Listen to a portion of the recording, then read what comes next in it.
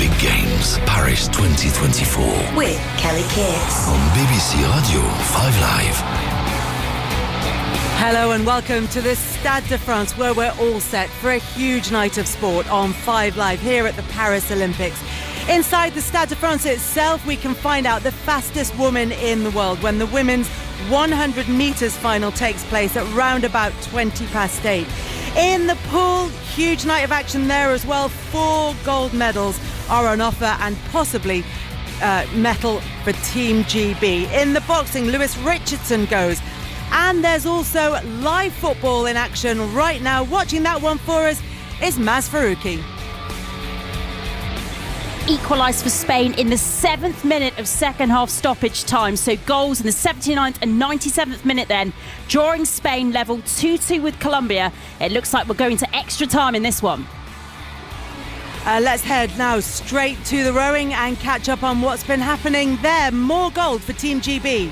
They can't lose it from here, can they? The Netherlands trying to rally, but it's GB who win the men's 8. A brilliant end to the week for the GB rowers.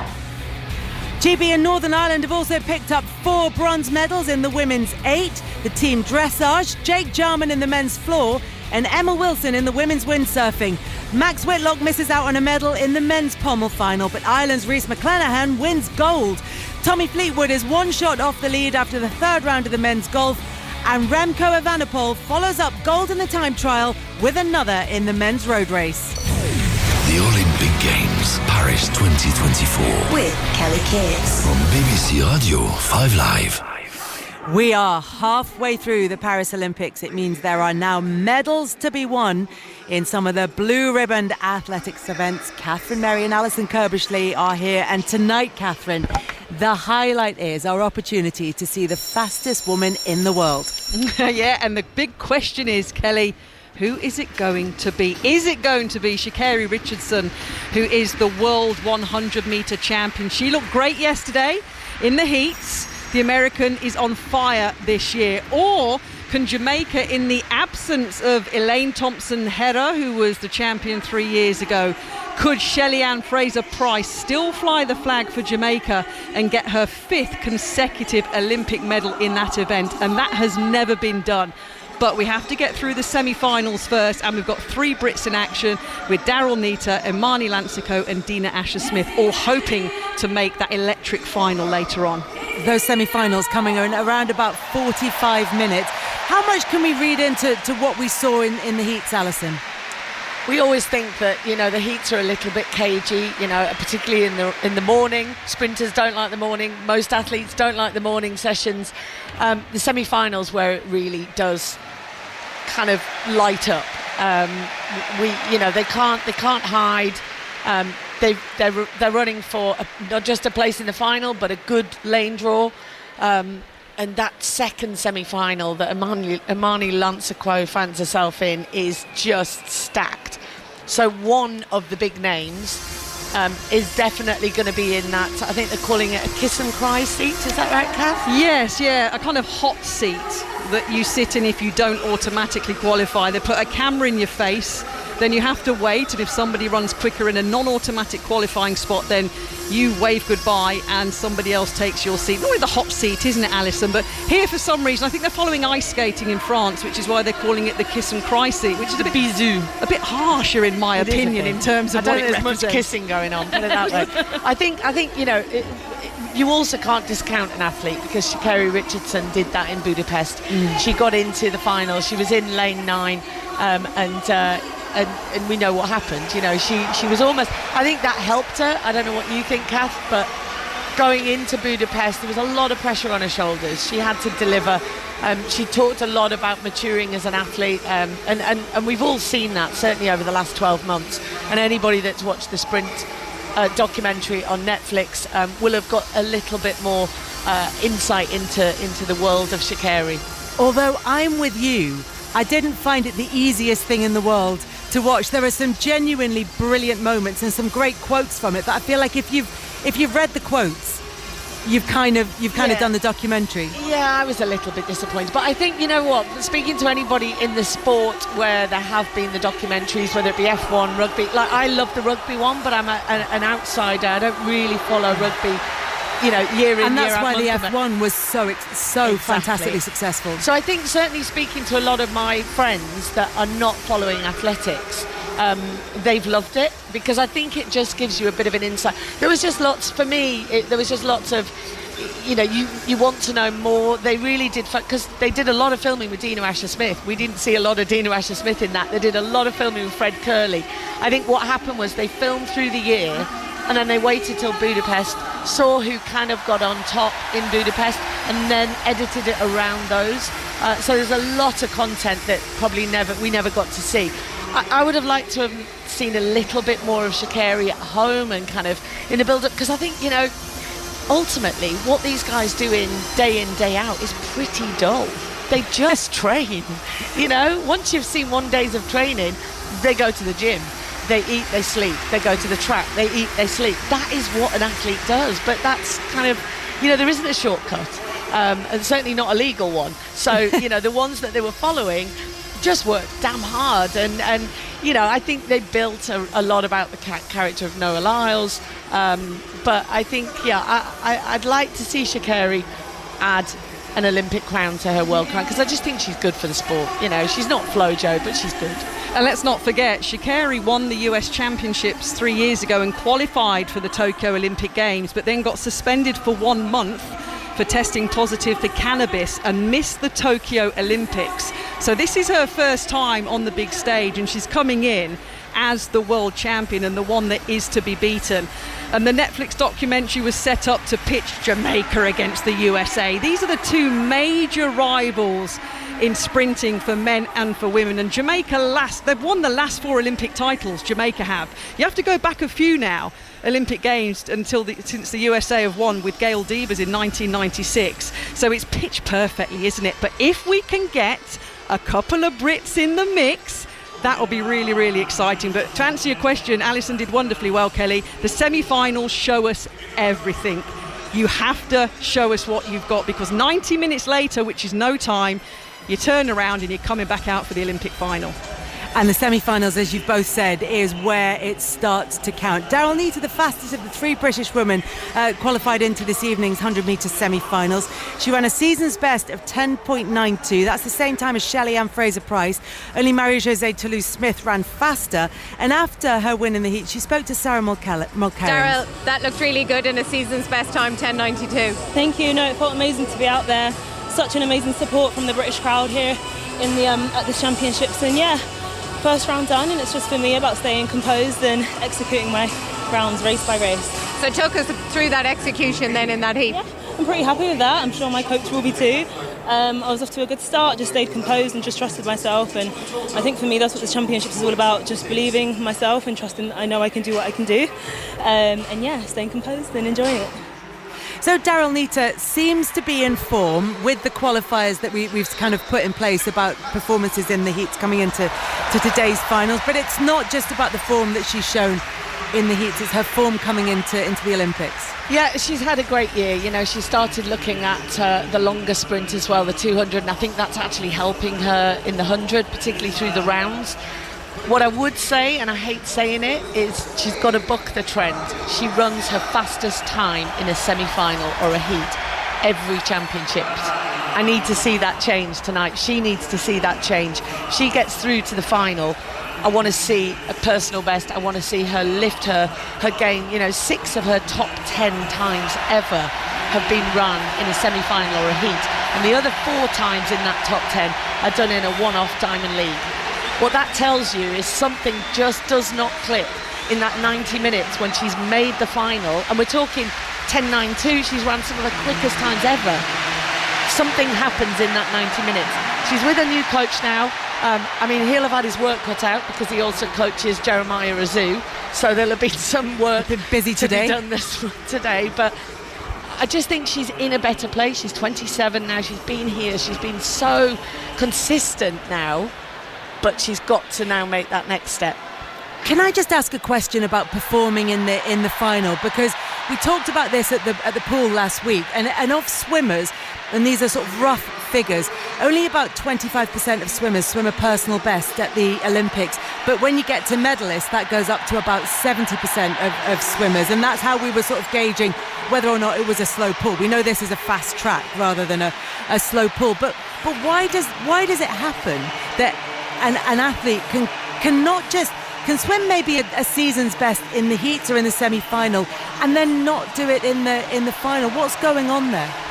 It's the pressure, it's the expectation. You're so much more relaxed in semi-finals if you are in shape and you are confident.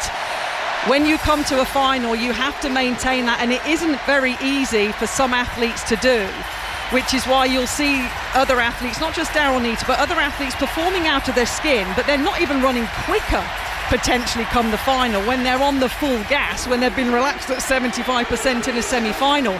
It is mindset and it's pressure and expectation, which is why the best athletes will get themselves into an Olympic final and run their best ever time. Just saying. It's something I luckily managed to do with my coach Linford Christie in the 400 metre Olympic final. But that's when you have to get it right, Kelly, because you have to have the mindset, don't you, Alison, that it is another race, but it isn't.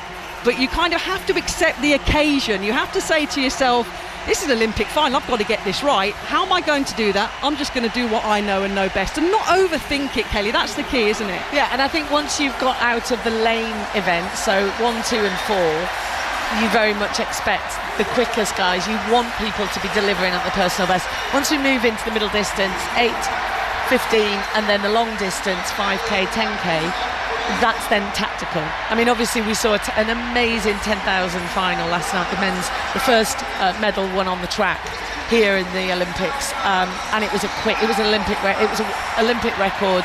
It was quick, and you know, you'll find the men's 1500 will be a quick final because of the people in it. They can't have a slow race, they can't have a slow tactical race. Back in 2016, Matt Zentrovitz from America won in practically a time that Laura Muir could win. I mean, it was won in like 3:50. We don't see that as much now, but like Kath said, you come here, every athlete's knowing the date and the time of their final, and their whole training is centred on peaking at that point. But is training not solely, but in terms of the balance, is training more about racing against the clock, whereas the final is about racing against your opponents? Does that factor into it? Yeah, exactly. We call it training in the UK. The Americans call it practice. I'm off to practice with my team at 10 o'clock.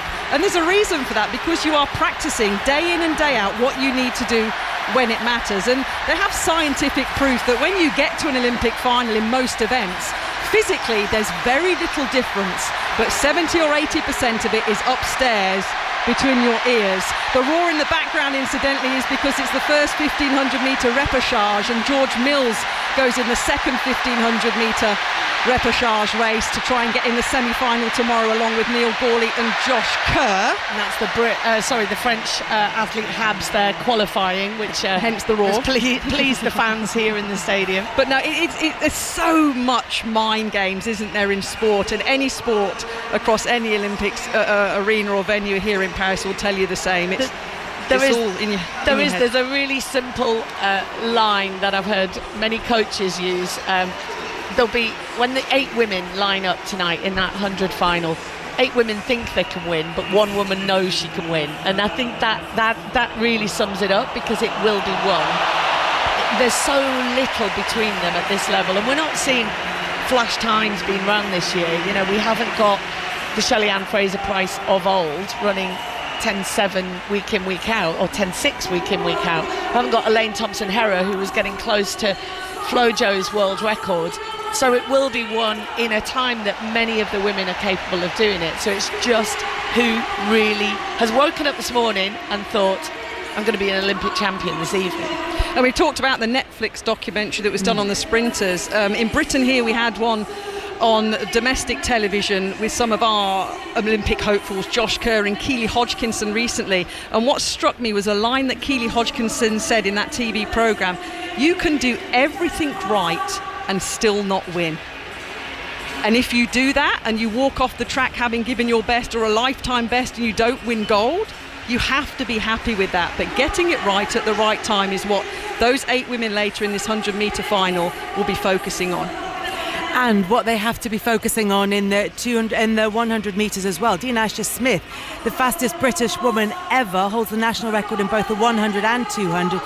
But in Tokyo, despite going in as a medal contender, Asher-Smith didn't reach the 100 metres final. It'd been injury-plagued run-up to those games. And Alison, I know you spoke to Dina Asher-Smith ahead of the Paris Games, and she was able to reflect positively on the disappointment of Tokyo. I'm so comfortable with what happened in Tokyo. Like, obviously, like, it was horrible and blah, blah, blah, blah. Like, so that was not fun. But it was just, it's in the past. But I just kind of breezed through this year and I was like, oh yeah, 4 years ago or 3 years ago, this happened. What a wild time. And I think because so much has changed and I'm not the same athlete, I'm not the same person that I was before in so many different ways, but also the fact that, like, I've just moved halfway across the world and everything is so different. I kind of don't relate to that anymore in a really positive way. Like, it is heartbreaking and very hard, but firstly, show me an athlete that has not had some up and downs and I will show you a liar. No, I'm joking.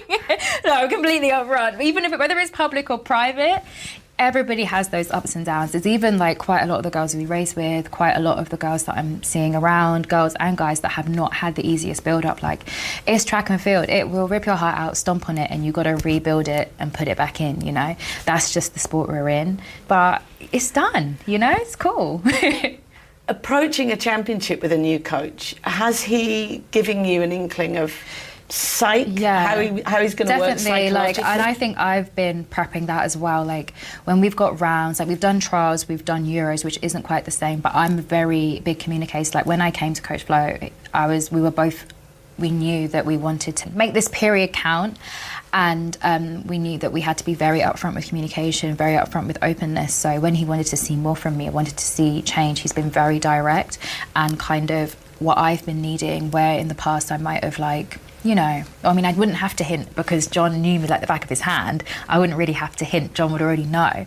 But I've just had to get used to really communicating and making sure that I've turned over every stone, because I think I have a responsibility to the work that we've put in this year to make that happen. And yeah, but I'm cool. Has Dina Asher-Smith feeling good? Talking to Alison Kirbishley ahead of the Games. How's she looked, Alison, coming into the Games?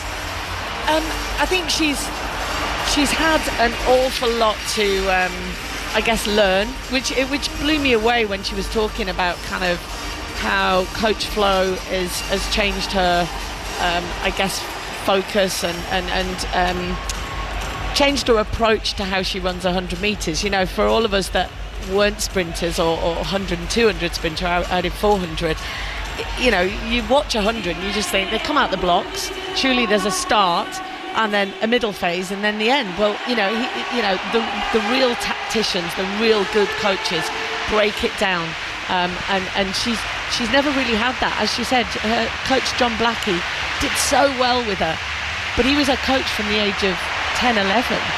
You know, there was almost just this understanding that he knew how she felt, she knew how he felt, and I think she needed to make the move, and it was John that made her make the move, which I think is just so, I mean, heartwarming, because that doesn't happen very often. You know, coaches, particularly in our country, like to keep hold of their athletes, and they don't get, you know, that sort of ability to be able to say, I've taken you as far as I can and you've still got ability, you need to look elsewhere. And I think that was so heartwarming to see and hear, and she's clearly with the right guy. But I think maybe another winter, she's looking, without a doubt, she's looking stronger.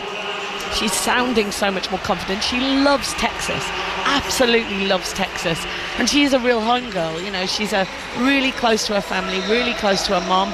Without doubt, Julie will be in here tonight. She goes to every one of Dina's races. And I think it's been a big move to go out to Texas not knowing anyone. She's had a group of girls that she's trained with at Blackheath and Bromley all her life, but now all of a sudden she's training with Julian Alfred, one of the women that we'll be talking about as a potential medalist tonight. Rashida Adeleke, the 400-metre Irish runner, all of a sudden she's not the best sprinter in her training group.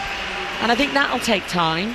But Coach Flo, without a doubt, if it doesn't happen for her tonight, I'm still hopeful that there is time that Dina can still deliver and get back to the levels that we saw her when she took the world title in 2019.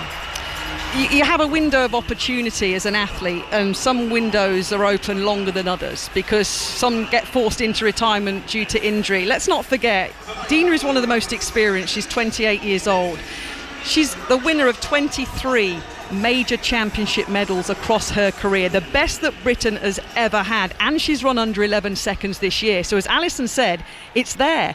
One of the hardest things for an athlete to do is change a setup when it's working, because people were going, why is she moving? Why is she leaving John Blackie? He coached her to be the world 200-metre champion. But sometimes you have to make those brave, bold moves, and as Alison said, she is loving it. She's in such a wonderful position, and she has still got a lot left in the tank, in my opinion. Whether that comes tonight in the semis or the finals, we will see. But Dina Asher-Smith is back on it in this new group and thriving off the back of it. And she's being pushed by other British athletes, Kelly. Daryl Neita wants to be the best in Britain. Daryl Neita wants to beat Dina Asher-Smith. She wants the respect that she feels that she deserves. So the big driving factor for Daryl Neita is to make that final and beat Dina Asher-Smith. And on the reverse side, Dina Asher-Smith is like, whoa, hang on, hold my spike bag. I think you'll find I'm the British record holder. And that drives athletes, which is why they make changes that seem big to people. It's going to be fascinating later. I cannot wait to see how she's going to run, how Imani Lancico is going to run, and of course how Daryl Neita runs. And just to keep you up to speed, the second heat in the men's 1500 metres repechage featuring Great Britain and Northern Ireland's George Mills has just got underway. They're passing us on the purple track in our commentary position here on 5 Live, and George Mills sits at the back of the field at the moment, having run 3:35 in his heat and finishing 10th, Kelly. He has to run quicker than that. He has run 4 seconds quicker than that this year. Let's see if he can get in the top 3 in this race and get through to that semi-final. Alison, just to pick up on the conversation you're both having about Dina Asher-Smith, it sounds, in the way that you're both describing this change of coach, that she's gone from being treated like a natural talent who will always progress through her own innate ability, to someone who goes back to the point that Catherine was making there about someone who's practicing, somebody who's honing her craft. Yeah, absolutely. And I think that was it's certainly not too late. I think she's made the move, and she's now learning her craft with a new coach and a new training group, and that takes the way that Coach Flo focuses. And the thing is about Coach Flo, the athletes that he has had. It probably wasn't until Dina went to him did I really start. His name's always cropped up because he's had the likes of Sydney McLaughlin, 400 hurdle world record, although she's not with him now. A lot of hurdlers. He married a hurdler. He was a triple jumper himself. Went to an Olympic Games. I think he did Seoul in 1988. He was a triple jumper, and he married a sprint hurdler. And when he moved into his coaching, a lot of sprint hurdlers went to him. Omar McLeod from Jamaica. He's connected to the Texas A&M college. So a lot of collegiate athletes have come through and benefited. He's had numerous athletes get to an Olympics. He's had numerous athletes get onto a podium at an Olympics. So she's gone to someone, and she took her time. She really did take her time when John Blackie and her had the decision at the end of last year to work out the best coaching group for her. And I think that's now starting to show. And I think depending on what happens in that semi-final, and I don't want to discount her at all, because I do think it would be great to see her in the final, but Daryl Neita for me looked the better of the Brit. We're down the back straight in the final part of this 1500 metres repechage. Let's see if George Mills has made a move. Yes, he has. He's flown from the back of the pack, and he's now in 5th position, a British athlete, but he's holding the inside line. He's boxed in at the moment. George Mills is in about 6th position. He has to get in the top 3 to get into the semi-final, and he has barged his way through the British athlete, but he's currently still in 5th. He needs a top 3 position. Into the home straight, he's going on the inside line again. George Mills is coming into 4th position. The Italian's going to win this race. George Mills on the inside has got himself into a qualifying position for the semi-final. It's going to be a photo, I think. With my athletics eye, he has grabbed the third and final spot in that 1500 metres repechage, and maybe therefore will join Josh Kerr and Neil Gawley in the semi-final. Rivera of Italy ran a personal best of 3:32.84 for the winning spot. The Canadian of Philibert Thiribeau goes in second, and George Mills has made the semi-final of the men's 1500 metres 3:33.56. But, and I say very nervously, but he pushed his way around that 1500 metres. I'm not saying illegally, but he made sure he got himself in a position to qualify. Would you be surprised, Alison Kirbishley, if people disputed the way that George Mills just ran? Yeah, that bottom bend was a little bit fisticuffs. I mean, you do get used to it in the 1500. He is one lucky guy that Ollie Hoare from Australia drifted out into lane 2 and 3 and opened that door for him, because he took the punt as he got into the inside, as he got into the final straight, to take that inside track and hug the curve and hug the rail and hope for dear life that that door opened. And as Ollie Hoare moved out to the right, he saw the clear air and he went for it, and just managed to snatch that third place. So we will see George Mills into the semi-final tomorrow evening, albeit having an extra 1500 metres in his legs. Just to be clear, you're saying that if there was a challenge, it would have already happened by now. You're not suggesting there's going to be one now. It was just a little bit physical, or do you think there might still be a challenge? I'm not. I mean, there could be from maybe the Swedish guy or some of the guys that are just behind that just missed out. The 1500 is the one where protests go in left, right and centre. Every team will try their best. If it looks like there's unsportsmanlike behaviour as their, I mean, basically, if there's a gap and it's a very clear racing gap and no one's changing their racing line, then go for it. But obviously, if that gap isn't there and you're actually muscling your way in, I think we haven't had a good replay, but the area that Kath was talking about is that 200 metres to go, wasn't it, where we're trying to work out whether there was a racing line for him or not. Yeah, the bottom line is we haven't seen a replay. It was argy-bargy, as we call it. There was a little bit of fisticuffs in there. And the reason I said that was Philstrom of Sweden is in fourth, and he missed out by 2/100ths of a second with a lifetime best. And as Alison said, sometimes people will roll the dice and say, listen, my man in Sweden would have got in a qualifying position if so-and-so didn't do this. So will they protest? We will find out. But as it stands, George Mills did exactly what he needed to do. He got in the top 3, got rid of the disappointment of finishing 10th in his heat. He's one of the best that Britain has ever had. He sits inside the UK all-time top 10 rankings in this event. And fair play to him for getting the job done. It wasn't pretty, but hopefully, therefore, we have 3 athletes with Kerr, Gawley and Mills in the 1500 metre semis. Let's not forget George Mills is also running the 5,000 metres here as well. So he's got a busy schedule and could have done without an extra race. We will keep an eye on that, and we'll also keep our voices down in terms of giving anybody ideas as well for George Mills, who we think is going to be in the semi-finals of the 1500 metres. Let's check in on the football and Maz Faruqi. Well, in Lyon, they are into the second period of extra time between the world champions Spain and Colombia, and the two sides still can't be separated. It is still 2-2. Will we potentially have the first penalty shootout of this women's football tournament? Here in France, they've got, about 12 minutes or so left to play in the extra time. Whilst over in Marseille, the third quarter-final is underway. That's the gold medalists from Tokyo, Canada. You remember they were deducted points in the group stage with their manager, their English manager, Bev Priestman, sent home after the coaching setup was found to have sent drones up to spy on opponents' training sessions. But Canada still making it through the group stage. They are playing Germany in the last state. They've played 35 minutes of that match. So hot the conditions, the players just having a cooling break with 10 minutes to go to half-time, 0-0 in that one. Thank you very much, Maz. Let's head to the swimming pool now. It is the penultimate evening there. Karen Pickering is definitely at La Défense Arena. Steve Parry and Alistair Bruce Ball, did you two cut it fine after a day at the golf? Whoa, who's been telling tales? We may have maximised our day's sporting activity, and we might have I think we popped on the wrong train, actually, Kelly. We ended up at La National Golf Course and we saw Tommy Fleetwood doing the business. Who would have thought it? Absolutely rinsing your all-access passes there. Look, earlier on, Britain qualified for tomorrow evening's men's 4x100 metres medley final.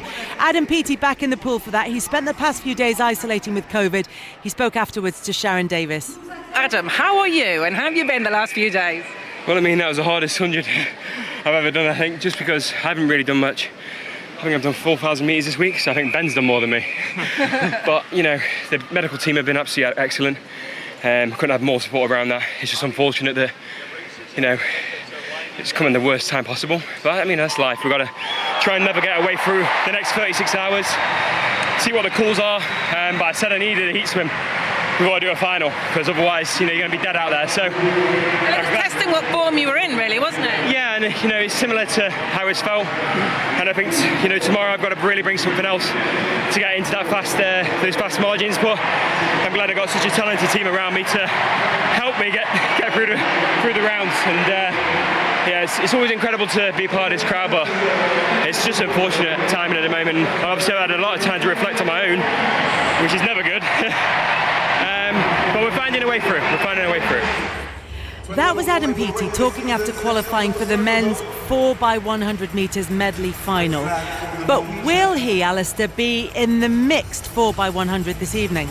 Well, we are waiting to see the team sheets for that event tonight, so we don't know the answer to that as yet, Kelly. I mean, obviously, were Adam Peaty fully fit and firing, then Great Britain would absolutely love him to have him in that event tonight and the men's 4x1 medley tomorrow night as well, because Great Britain in the mixed relay tonight are defending an Olympic title, and Adam Peaty was such a difference maker in that event for them when he was totally dominating the breaststroke. He's not swimming in that form at this meet. He's obviously not feeling 100%, diagnosed with COVID on Monday, and has been battling that and really hasn't done much swimming in training. So it'll be really interesting to see what they decide to do with that team tonight. So Great Britain, world and Olympic record holders and the defending champions, they start in lane 2. Thoughts on that, Steve Parry? Yeah, I mean, it's disappointing, really. And the reason it's disappointing is Adam Peaty used to be such a differential. You know, to put it into perspective, in the last Olympics, his world record was 56 seconds. And this time round, he's going 59 seconds. So, for all intents and purposes, Great Britain are losing 2.5 seconds. And that's absolutely massive.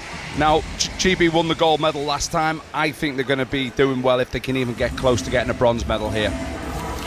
Karen, who are the main challengers to Team GB's Olympic title?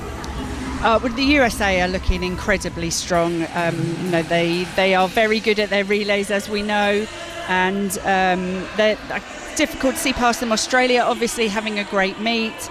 There's a lot of strong teams in there, and France in the final. It's going to be really tough. I think the interesting thing is whether the British team will look at the mixed medley relay and think, do we rest swimmers and go for the men's medley relay tomorrow, and give some of the swimmers a rest and actually take the pressure off them? And if they think that there's not as big a medal chance tonight, will they back off a little bit? And it'd be interesting to see what they do, particularly if, given that perhaps Adam can't do all the races tonight and tomorrow. So we'll wait to see. I hope they put a full-strength team out. It's probably worth explaining as well, Kelly, to those listeners who don't know what the mixed medley relay is, and it sort of explains itself in the title, but 4 swimmers swimming the 4 different strokes. What makes it such a fascinating event is 2 men and 2 women, but you can choose, any nation can choose which swimmer they want to swim which discipline. So men will go up against women at certain times and the race can get very, very split. Obviously the idea is you put the best team together overall to get you the fastest time, but there's lots of different ways you can do it. So for example, in the qualification heats, Great Britain were 5th fastest. They went with Kathleen Dawson on the backstroke, James Wilby on the breaststroke, Joe Litchfield on the butterfly, and then Anna Hopkin on the freestyle, bringing it home. But other teams will do it a different way. I mean, China, for example, had the world record holder in the men's 100 metres freestyle, bringing it home on the last leg and absolutely tearing up the pool and catching up some of the female swimmers. It's it's a bizarre event too. I mean, it's really entertaining, Karen. Yeah, and potentially, if they didn't swim Adam Peaty, it's not a given that they would put James Wilby in. I mean, they could go off piece slightly and swim Angared Evans, who's swimming really well on the breaststroke leg, and then they have to switch one of the female swimmers off a different leg to a male swimmer. So, you know, there's lots of different ways you could look at this, but different swimmers are swimming well at this meet. I think the best way to describe it is carnage. It is absolute carnage. Like, you don't know where you are with this event, you know, because you've got, at the last Olympics, we had Caleb Dressel chasing down on the freestyle, Anna Hopkin, and we were all there with our hearts in our mouths. I love the event. I think it's fantastic just because it is so chaotic. I was going to say tactically fascinating, but carnage is probably better. And look, for Katie Ledecky, Alistair, aiming to become the first female swimmer to go 4 in a row in a single event. She could be making history this evening. There's so many, Kelly. Funnily enough, because we were running a little bit late, I was sitting with Steve on the train on the way back from the golf course and scribbling down all the Katie Ledecky stats. So this is her 4th Olympic Games. Tonight, she qualified fastest for this final. It's the 800 metres freestyle. She won't have it all her own way. The Australian Ariana Titmus, for example, will offer a real challenge in it. But if she wins a medal, she will get 4th on the all-time list of most medals at the Summer Olympics of across any sport in the history of the Olympics, which is incredible. If she wins gold, it would be a 9th gold medal of her career, Olympic gold medal. That would be the most by any woman in the pool in the history of the Olympics. And it would be an 8th gold in an individual event. Only Michael Phelps in the history of the Summer Olympics would have more than that. I mean, it just goes to show you how amazing she has been during her Olympic career. And I wouldn't bet against her. It's the longevity as much as the talent, the determination, everything that's involved in putting in that level of training over such a long career, Karen. Yeah, and it's a brutal event. The events that she trains for, the 8 and the 1500, there is no getting away from the hard work. I mean, we heard Adam Peaty joking about how much training Ben Proud does a little while ago. You know, he does a lot less work in the water, a lot more land training, and works in a different way. For the distance swimmers, there is no getting away from the amount of cardio work they have to do in the pool, they have to put in. And the fact that mentally as well as physically, she's been able to keep going, find reasons to keep going, just find the bite twice a day. She'll be in the pool doing thousands and thousands of meters. She'll get up early, put her body through it, rest up, go again, and she's been doing that day in, day out for over 10 years. That's so tough, and to think mentally to get yourself up, to push yourself to the things that she does. It's not just about going up and down a pool for 2 hours. She's pushing herself to extremes repeatedly, and to find the mental capacity to do that, and that her body has been able to keep up with it without any significant injuries is extraordinary. At the other end of the scale, we've got the women's 50 metres freestyle semi-finals in this evening. Anna Hopkin is taking part in the second of those semi-finals. How do we rate her chances in this event? I think Anna's got a great chance.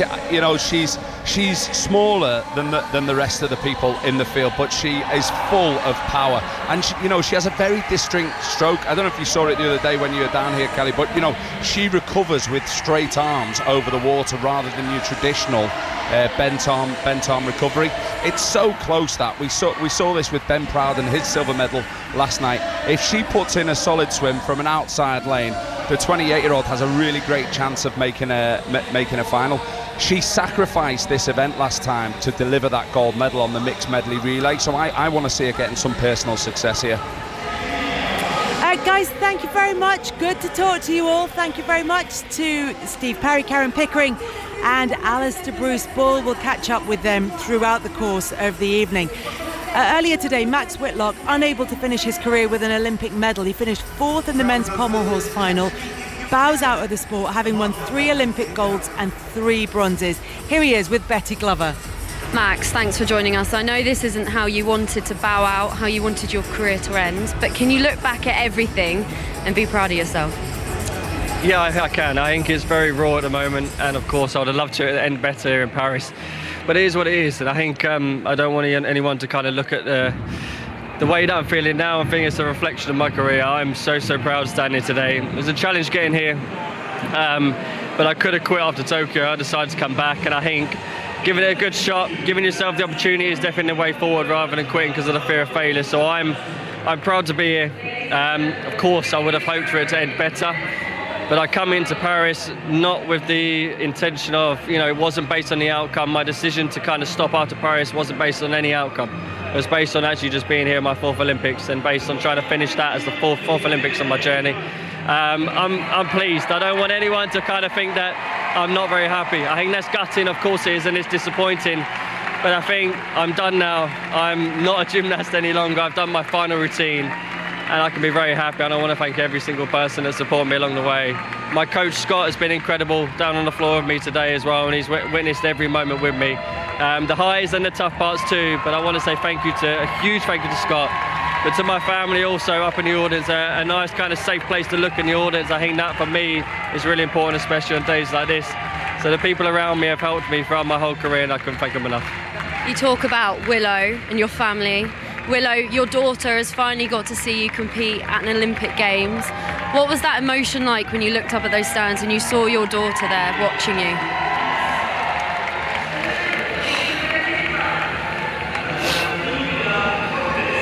Sorry. Yeah, I think it's the proudest feeling. I've done this sport for 24 years, and I've always said for a very long time I want to have children young so that my child can watch me compete. And sorry, God's sake. It's all right, we'll give you a moment to control yourself, to control those emotions. But Max, you said you want to thank everybody that has been watching you. I think everybody wants to thank you for this unbelievable career that has played out in front of everybody's eyes. From 2012, you set the world alight. How do you look back on that legacy that you've left? Thank you very much. I feel very grateful to be a gymnast. I feel like very fortunate to have done a sport that I've loved from 7 years old until now. I'm 31 years old, so it's a long stint. And I think one of the best comments is when I've inspired young children to kind of get into gymnastics. I got the comments all the time throughout here at the Olympic Games about they getting their child into it because they've seen me, they've watched me, and I think that's one of the best feelings. And now I'm done with my competing career, and I love the sport, I love every minute, and now I want to change gymnastics for the grassroots, and hopefully I can do that. That's my next mission. Max Whitlock, 6-time Olympic medalist, 3-time world champion, Great Britain's most successful gymnast. Thank you so much. Thank you very much, and thank you. No Olympic medal for Max Whitlock, but Ireland's Rhys McClenaghan took gold in the pommel. Jake Jarman won bronze in the final of the men's floor. And here on 5 Live, we'll have commentary of the women's 100 metres semi-finals that are about to take place. Olympic medalist Catherine Merry, former British athlete Alison Kirbishley are here to take you through them. And big news, Catherine. Really big news, Kelly. It's coming through on our system. A DNS does not start for Shelly-Ann Fraser-Pryce, who was due to line up in semi-final number 2. The greatest female 100-metre runner of all time will not be taking part as it stands in that second semi-final, and therefore will not make her 5th Olympic final in a row. Big news. A boost for the other competitors in this semi-final, of course, but disappointment for the fact that Shelly-Ann Fraser-Pryce is not due to line up in the second semi-final. But the athletes who are lining up in the first semi-final are ready to rock and roll. They're being introduced to the Stade de France crowd. Another near sellout here this evening on this second evening session of the Paris Olympic Games. The first 2 and the next 2 fastest will go into the final in 90 minutes time. 9 women have run under 11 seconds in the heats already here in Paris. And the roar is for Dina Asher-Smith. She's looking cool, calm and relaxed. The British record holder starts in lane number 5. Let me give you the full lineup of semi-final number 1. Dosso of Italy, their national champion, goes in 1. Rossius of Belgium in 2. Forbes of Jamaica in 3. Jefferson of the USA, second at the US Championships, trains with Sha'Carri Richardson, 10.96 seconds in qualifying. Jefferson goes in 4. Dina Asher-Smith goes in 5. Iva Swoboda of Poland, a world indoor medalist over 60 metres, goes in 6. Talu Smith of the Ivory Coast, the fastest qualifier in this race of 10.87 seconds, goes in 7. Kambunji of Switzerland, 6 in Tokyo 3 years ago, goes in 8. And Takash of Hungary, their national record holder, goes in 9. But Dina Asher-Smith gets herself in the top 2 here. She'll go backstage, as it were, tick over and come back for the Olympic 100-metre final.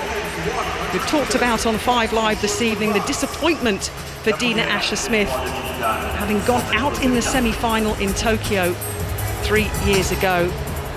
The athletes are being brought to their blocks.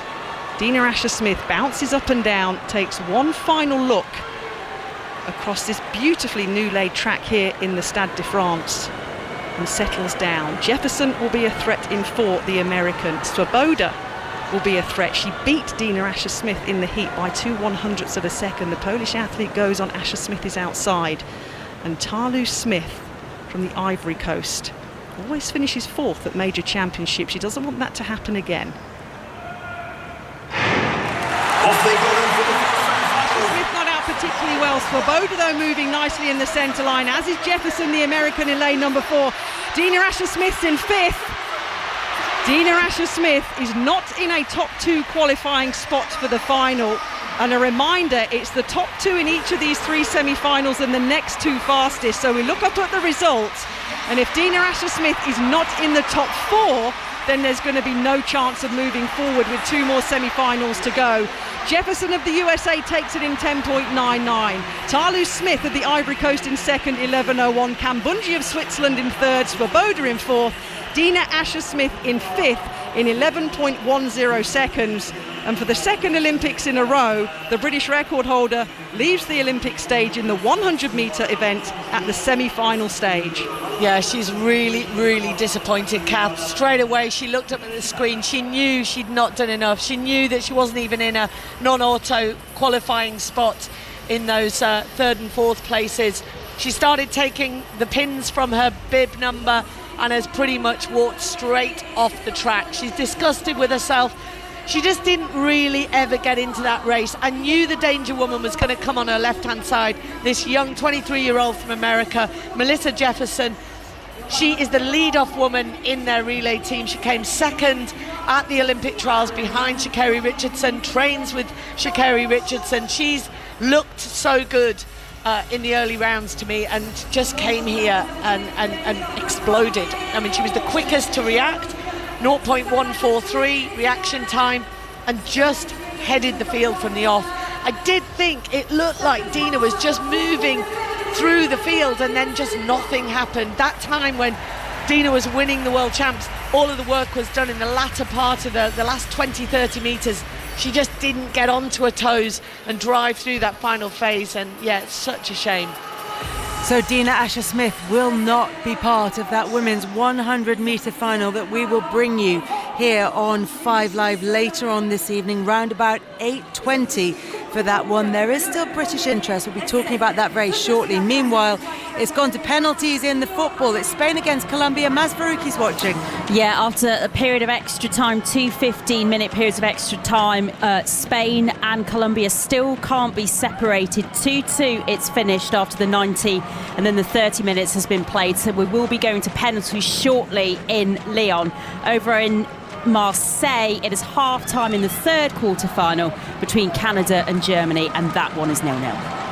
Thank you very much for that, Maz. Maz will keep us up to date with everything that's happening in the football this evening. Meanwhile, we're letting the news that Dina Asher-Smith does not qualify for the women's 100 metres final, which happens later on this evening. We're just letting that sink in.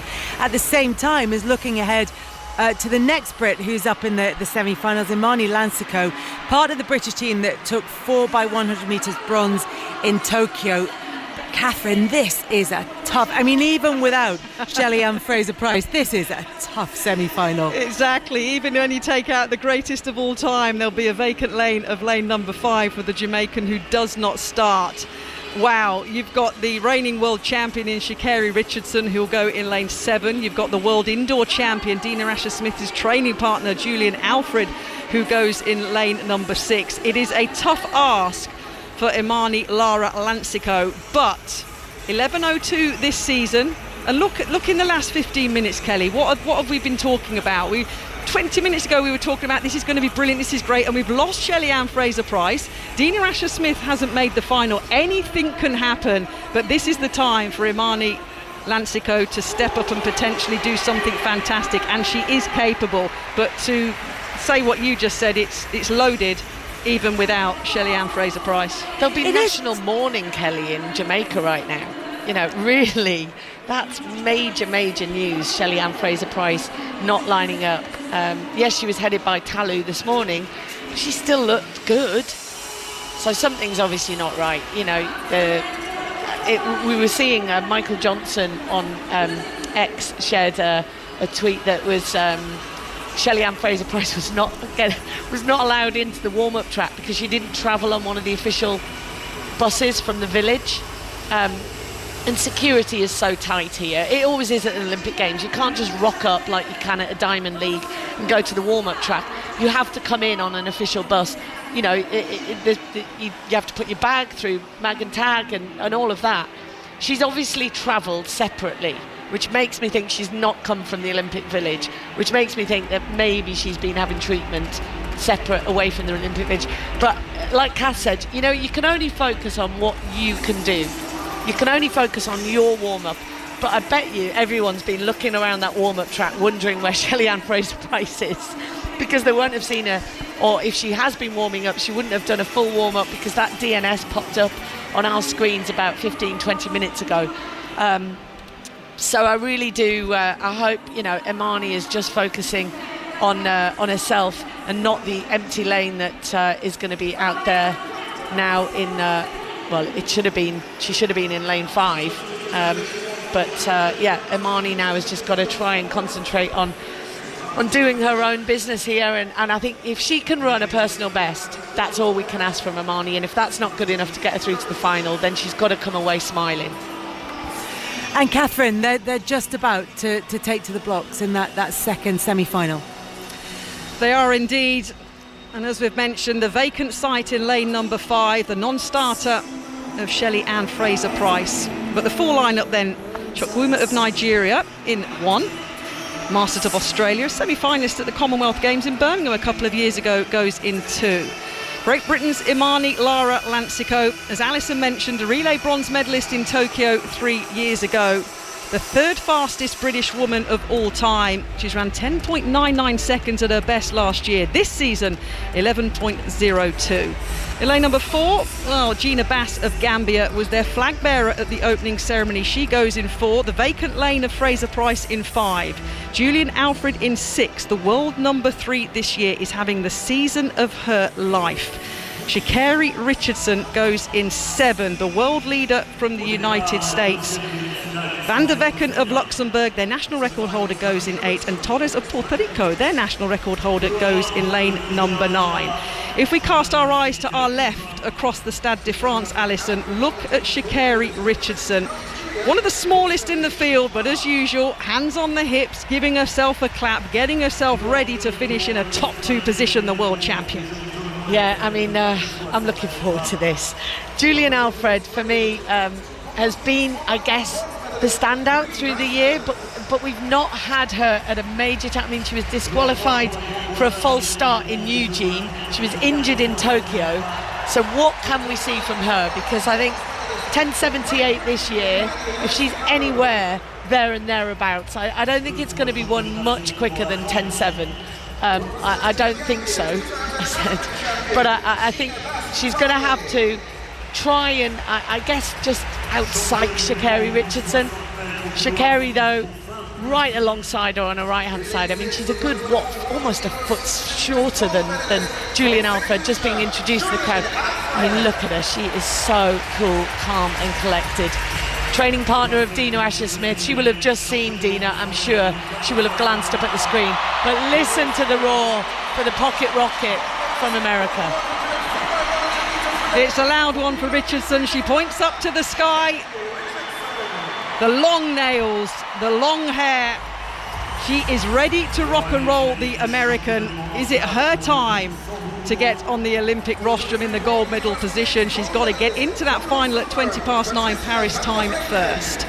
So here we go then, semi-final number 2 of the women's 100 metres. Imani Lansico looks around the Stade de France, knowing that she's potentially got to produce the performance of her life. She looked relaxed when introduced to the crowd. She gave them a wave. She's looking ready, and they're going to shortly be called to their blocks. One race for these athletes to get themselves into the Olympic final here in Paris. Can Imani Lara Lansico do what Dina Asher-Smith could not do 10 minutes ago? She goes into her blocks in lane number 3, a final slap of her thighs. Another look down the track for Sha'Carri Richardson, just to make sure she knows what she's got to do. Another look up at the sky. The world champion settles in lane number 7. Alfred from St Lucia in lane number 6. The second semi-final of the women's 100 metres, top 2 in the final later. It's a clean start. Imani Lansico not out badly at all, but Julian Alfred in lane number 6 is flying. She's a metre ahead of Sha'Carri Richardson. Julian Alfred is going to take this second semi-final, shutting down, running 10.84 seconds. Richardson comes through in second, and we wait to see where Lansico finished in that one. Not inside the top 2, as it's confirmed for Alfred at 10.84 and Richardson 10.89. Bass of Gambia, 11.10 seconds, comes in third, and Van der Vecken of Luxembourg in fourth. Lansico finishes in fifth in 11.21 seconds, so slightly slower than Dina Asher-Smith, and will not make the Olympic 100 metre final. But Sha'Carri Richardson, Alison Kirbishley, I don't know whether she had a response to Julian Alfred then. She tried to push her but couldn't catch her. She can't give Julian Alfred that much of a start come the final. We're just looking at the replay now. She definitely had the ability to reel her in, but then I think she thought, you know what, I'm not sure I'm getting too close to her. Do I really need to put my foot down on the gas and waste it all for 90 minutes time? But Julian Alfred looks so relaxed. She's such a lovely runner. You can't read much into her. She's not a flamboyant sprinter. She just keeps herself to herself. And that's a woman saying, St Lucia, I'm going to bring home the gold for you tonight. St Lucia have never had an Olympic medal, full stop. Yeah. And I think right now, the whole island will be just going crazy, because Julian Alfred, to me now, it's swaying into her camp. If she's going back to her corner in boxing parlay, then they're all going, just keep doing what you're doing. Sha'Carri Richardson is going to have to go back to the warm-up track with her coach Dennis Mitchell and work on that reaction, because that's where she's going to lose it. She can't give Julian Alfred that much of a start. British representation in the women's 100 metres final now on the shoulders of Daryl Nita, who goes in the third semi-final very shortly. Jamaican hopes now resting on the shoulders of Tia Clayton, who goes in that same semi-final after withdrawal of Shelley-Ann Fraser-Price. We're still waiting on news of the reasons behind that withdrawal. In the meantime, there's an absentee at the pool as well, Alistair Bruce-Ball. Yes, team sheets are in now, Kelly, for the mixed 4x100 metres medley relay final. It's going to go just before 9 o'clock this evening UK time. Adam Peaty is not swimming the breaststroke leg for GB. He swam in the heats of the men's 4x100 metre medley relay this morning, but not swimming tonight. So James Wilby will swim breaststroke, and a slightly surprise selection as well. Duncan Scott has been chosen ahead of Joe Litchfield and James Guy to swim the butterfly. So Kathleen Dawson, James Wilby, Duncan Scott and Anna Hopkin will try and defend the Olympic title for Great Britain in that final. And there's going to be some atmosphere for it too as well, Kelly, because guess who is swimming the breaststroke leg for France? We look forward to hearing the reception for Léon Marchand a little bit later on from La Défense Arena. Ali, for now, thank you very much. Penalties over in the football, Maz Faruqi. Yeah, the winning mindset has got the world champions over the line. Spain have beaten Colombia in that penalty shootout to decide their quarter-final in Lyon. Remember, they were trailing 2-1 until the 97th minute, Spain, when Barcelona's Elena Paredes equalised to force the game into extra time and then a shootout. So Spain joined the USA in the last four. The gold medalist Canada are into the second half of their match in Marseille against Germany. It is 0-0 still in that quarter-final. Just moments to go until the third semi-final in the women's 100 metres. Daryl Nita runs for Great Britain. There will be no Imani Lansico in the final. There will be no Dina Asher-Smith. Here she is with Sarah Mulkerrins. Dina, great start to the championships for you. Yeah, I'm happy. The aim is always just to qualify in as smooth a form as possible, and I was happy to have done that today, and we're looking forward to raising the level tomorrow. How is the body feeling? Great, yeah. And in terms of being here, the crowd, everything, you know, a morning session packed out, how good is that experience? It's amazing. I mean, the Olympic Games is always special. That was Dina Asher-Smith, but that was her speaking this morning after she qualified for the semi-finals, and she ran well in the heat. But disappointing semi-final from her. It means she will not be in the final, which takes place at 8:20 this evening. But will there be British representation? The final British woman to bid for a place in the 100 metres final is Daryl Nita, the fastest British woman in yesterday's qualifiers. Alison Kirbishley is here, and Catherine Merry. They're ready. This is the time potentially for Daryl Nita in lane number 4 to step up and be counted the second fastest British woman of all time. As Kelly said, now has the weight on her shoulders and the responsibility for Team GB to have a representative in the Olympic 100 metre final later. Both her teammates have finished in 5th place in their semi-finals, and Daryl Nita was 8th in Tokyo, but 10.92 seconds in qualifying for this semi-final. She looked good. Let me give you the lineup. It's Bertrand of Trinidad and Tobago in 1, Manasova of the Czech Republic in 2, Zoe Hobbs of New Zealand was 4th at this year's World Indoor Championships in Glasgow, goes in 3. Daryl Nita from Cambridge Harriers goes in 4. Andre Ludek of Canada. Now, she's the Canadian record holder, and she broke her Canadian record to qualify for this semi-final. 10.95 seconds, goes in 5. Tia Clayton from Jamaica, flying the Jamaican flag. It was a clean sweep in Tokyo 3 years ago by the Jamaicans, and now none of them will be in this Olympic final. TT Terry of the USA goes in 7, 3rd at the US Championships. Gina Luckenkemper, the German champion, goes in lane number 8, and Kanza of Belgium goes in 9. Introduced to the crowd, Daryl Nita on the big screens here at the Stade de France just shouted, "Let's go." Is she aware her teammates haven't qualified? At this moment in time, she doesn't care. Once again, hands on her hips, Alison. She's ready to go, swaying from side to side. This is the time, surely. This is the time. She's got to seize the day. This is what she has trained for every day, day and night. This is what she's dreamed of. She has to deliver now. 10.92 this morning. We've got to see her deliver. We've got to see her progress from a semi-final. She's got to banish the demons of putting her best times in heats and semi-finals. There's 2 athletes in this third semi-final that went under 11 seconds to qualify. Daryl Nita in 4 and Audrey Ludek of Canada in 5.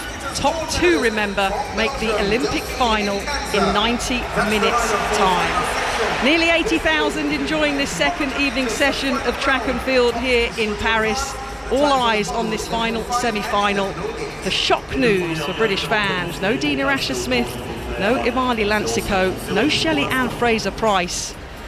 The camera focusing on TT Terry, the American. She's dangerous, 10.89 seconds this year, but outside 11 seconds in qualifying. The athletes are brought to their blocks. Daryl Nita goes in 4 with an opportunity to make the Olympic 100 metre final and represent Team GB. Quiet falls, a rare moment of silence falls across Stade de France. Daryl Nita, can she get in the top 2? Clean start, Daryl Neita out well, but the Jamaican Clayton in lane number 6 is absolutely flying. Daryl Neita's in second place. Clayton's going to take it. Daryl Neita comes second and will compete in the Olympic 100-metre final later. Wow, a brilliant start, a super dry phase at 40 metres. Clayton gives herself a round of applause. The Jamaican will be in the final 10.89 seconds. And to confirm, Daryl Neita is in the Olympic final 10.97 seconds. What a run, Daryl Neita. She reacted. She was the quickest to react.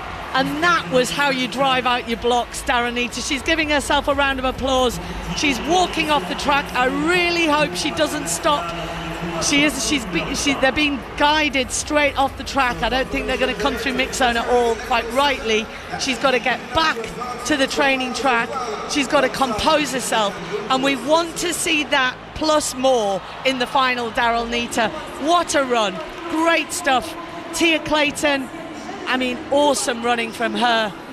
The Jamaican, 10.89, but TT Terry there, 11.07. We wait to see if she's yeah, I'm getting the thumbs up from Kath. She's definitely in as a non-auto qualifier. So Sha'Carri Richardson has got her training partners, the two of them, Jefferson and TT Terry, 3 Americans. I'm pretty certain I can say I don't think Tia Clayton's going to win it, so I think it's going to be a Jamaican relinquish this title now. Kelly, Alison's gone in with the predictions on that one. I love it.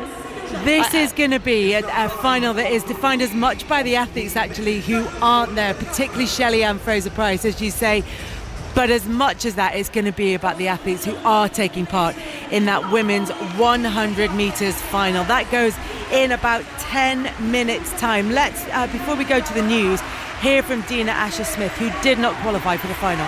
Dina, a tough one. What are your emotions? I'm just disappointed because I'm in great shape. Like, I've been running great all season. I fully expected to make that final. The race wasn't even fast, so I'm very disappointed. Like, I've just felt great. So. And what were the thoughts then as it was playing out? No, I mean, there's no thoughts. You just run. So I was just disappointed with the race itself. Like, I know I'm in a lot better shape than that. Like, that's literally, yeah. And so for you now to recollect and focus on the future? Just go on to the 200 again. I know I'm in great shape, so I'm excited to attack that. But again, very disappointed. Like, fully should have made, like, yeah. Appreciate you stopping. Thank you. No Dina Asher-Smith, but Daryl Neita does make the final with the 4th fastest time in the semi-finals. We will bring you that after the BBC News with Dan Maudsley. The voice of the UK. This is BBC Radio 5 Live. Clashes have broken out between police and far-right protesters in several English cities and in Northern Ireland. Merseyside Police, a number of its officers have been injured during what it called serious disorder in the centre of Liverpool. Humberside Police says they've arrested 4 people and 3 of their officers have been hurt. Well, 4 men have been arrested in Stoke-on-Trent as well. Well, our reporter Phil McCann spoke to me from Liverpool. So the police have closed off the Strand here, which is the main road that goes along the waterfront in Liverpool. You may be able to hear the helicopter hovering above me. And there was a standoff here between the police and anti-immigration protesters until around 20 minutes ago when the protesters turned around and left. This all started there at around 1 o'clock when there were 2 separate protests, an anti-immigration protest at Pierhead, so just outside the Liver building in Liverpool, and then one opposing that at St George's Hall. But then, well, they met because the opposing demonstration came down to the Pierhead to meet the other demonstration. The police were with them. The police formed a line between the two of them. There was some pushing and some objects were thrown. But then things started to develop because people ran between the buildings and there were different points where they tried to meet up. And the police, again, were there. And by this point, they were in their public order gear, their riot gear, you might call it, so their helmets. And a few people tried to engage in combat with some of the police police officers.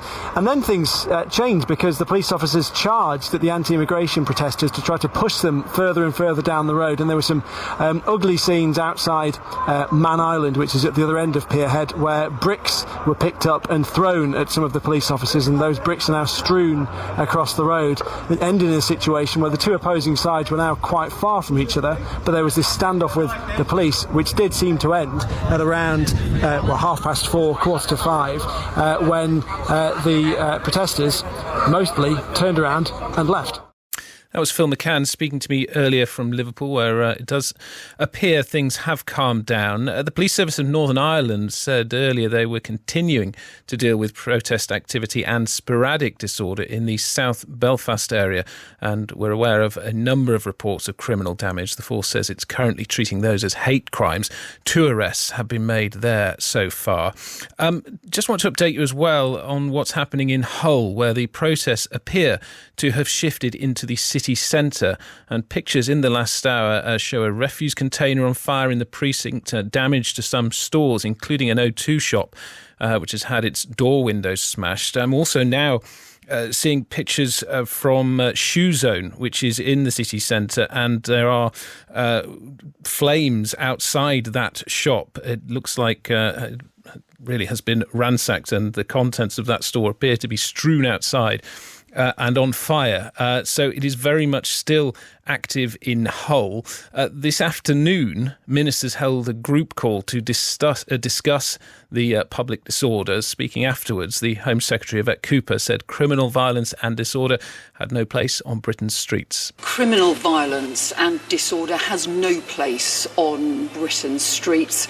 We've been clear to the police that they have our full backing in taking the strongest possible action against perpetrators, including we're making sure that there are more prosecutors, there are sufficient prison places, and also that the courts stand ready, because anyone who engages in this kind of disorder needs to be clear that they will pay the price. There's been a call today among some cabinet ministers. What can you tell us about what was discussed and what further steps were potentially decided on? We're clear right across the government, to the Prime Minister, the Deputy Prime Minister, the Lord Chancellor, and for me as Home Secretary, that we will give the police all the backing that they need in the actions that they are taking in response to this criminal disorder and thuggery, because it has no place on Britain's streets. That's why we're ensuring that there are additional prosecutors in place this weekend, that the courts stand ready as well. We have to make sure that anyone who engages in this kind of unacceptable disorder really pays the price. I mean, what further levers, government side, have you got that you can pull in this? Because I guess a lot of people turn to the government and say, what can you do to stop this happening? But how much is there that you can do, or is this down basically to the police? Well, the police need to lead operations in communities across the country where there has been both violent disorder and thuggery on the streets, which is completely unacceptable, completely damaging, and where the police need to know they have our full support, taking the strongest possible action, making sure that these criminals face the full force of the law. And also already there are some of the suspects and perpetrators have already been arrested, already facing charges and are in custody, but we expect more of that to continue, and we will support the police every step of the way. Communities have a right to be able to feel safe. Well, it's the Home Secretary, Yvette Cooper, speaking this evening. There have also been various reports on social media which the police have been countering throughout the day. One was refuting a claim that the organiser of a protest in Middlesbrough tomorrow had been arrested on suspicion of terror offences. Well, Cleveland police say that is not true. And they did say a 29-year-old man was arrested yesterday over firearms offences. Humberside police have also denied reports in some media that tear gas has been used there. They have said that has not been deployed. In addition, we have had this from Staffordshire Police just a short time ago. This is on the unrest in Hanley near Stoke-on-Trent. They say there is growing speculation that a stabbing has taken place as a result of the disorder today. We can confirm this information is false, and no stabbings have been reported to police, despite videos fueling speculation on social media. They go on to say that we can confirm 2 men were injured after being hit by a blunt object that was thrown. Their injuries are not thought to be serious, and both have been taken to hospital for treatments. That is Staffordshire Police refuting claims on social media today that there has been a stabbing in those process in Hanley near Stoke-on-Trent. Well, there's plenty more on the BBC Live page. That's on the BBC News app and at bbc.co.uk/news. I will keep you updated here on 5 Live in between the Olympics action this evening. And Stephen Nolan will be here from 10 with all today's news. Just a couple of other headlines to update you on before I go. And that is that BBC Children in Need it's removed from its website a campaign video from 2018 that featured the teenager accused of carrying out the fatal stabbings in Southport. The Daily Mail's reported that Axel Ruda-Cubana, who's now 17, appeared in the fundraising advert when he was 11. And the UK and the US have again urged their citizens to leave Lebanon because of fears of an all-out war between Israel and the Lebanese militant group Hezbollah. The American embassy in Beirut said people should leave on any ticket available. In a similar warning here, the Foreign Secretary David Lammy has said the situation could deteriorate rapidly. 5 Live Breakfast with Rachel Burden and Rick Edwards. I didn't want to just pass by the fact that you come into work in your slippers this morning. Yeah, just looked down and thought, I'm comfy today. What's going on? Oh, okay. How do you come across Pommel Horse Guy? He basically had one job in the team event and he absolutely smashed it. It says from Sam, absolutely sick that America brought Pommel Horse Guy, whose sole purpose in life is to ball out on the pommel horse. He pommeled the heck out of that horse. Long live Pommel Horse Guy. 5 Live Breakfast. Listen weekdays from 6 on BBC Sounds. The Olympic Games, Paris 2024. With Kelly Keats. From BBC Radio 5 Live. Hello, welcome back to the Stade de France. Coming up at about 5 to 8, it's the 4x400 metre mixed relay. 8:20, the women's 100 metres final. 8:45, the men's decathlon 1500 metres, the final event in the men's decathlon. We will bring you coverage of that. But what we do know is that there is British representation in the women's 100 metres final. It will come, though, from Daryl Nita after Dina Asher-Smith and Imani Lansico missed out on qualification for that. Catherine Murray and Alison Kirbishley are here with us throughout the evening.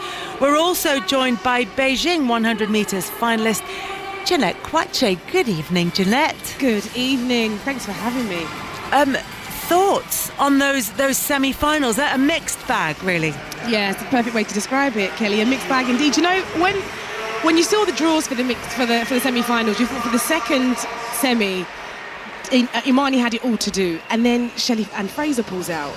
Then you think to yourself, my God, she's got a chance here. But one thing that we have seen, the times haven't necessarily been that quick.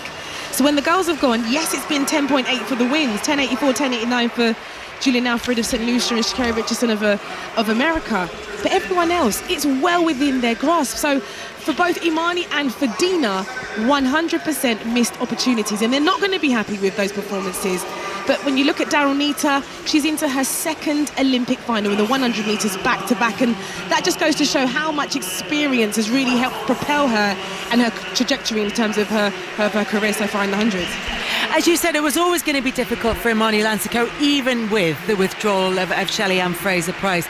But for Dina Asher-Smith, particularly after the disappointment in Tokyo, coming back from all those injuries and trying to make it there, this is one that she'll feel deeply, because she was coming in a better shape. Not only that, Kelly, coming in better shape, making a significant coaching change as well, a lifestyle change. She's moved from Kent to America. She's moved to America to be able to train, to be able to be with the best people in the world.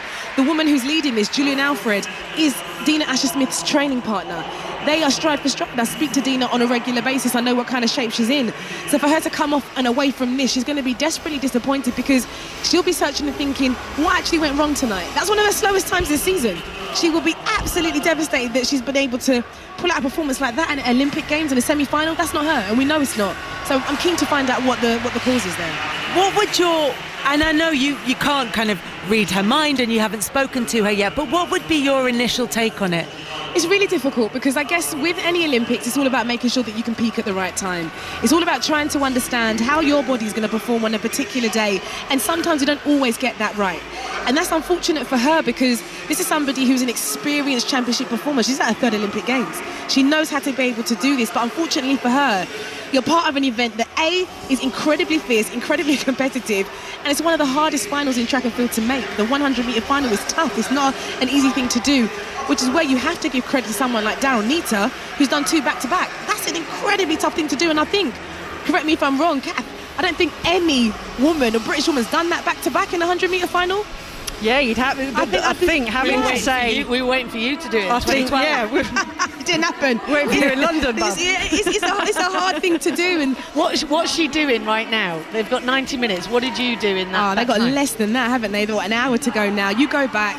You don't even have a chance to warm down. You're back into the warm-up area. You'll be there in for half an hour, and you sit there with your coach and you say, okay, what can we do to make sure that final you put yourself in the best position? You probably pick one thing, and that coach needs to know what is that one thing they can draw out of you in this moment to make sure that when you step on this track in an hour's time, you bring your best self. And that's a really difficult thing to do. Because that's what Dennis Mitchell said he had to do last year. Didn't he, for Sha'Carri Richardson, when she'd been in the hot seat, she qualified for the final at the World Championships as the fastest loser, and he said all he had to do was just go back to the warm-up area and tell her one thing. And my coach was consistent with that. Michael Afalaka, absolutely consistent with the fact that we're going to pick one thing today, and this is what you're going to focus on.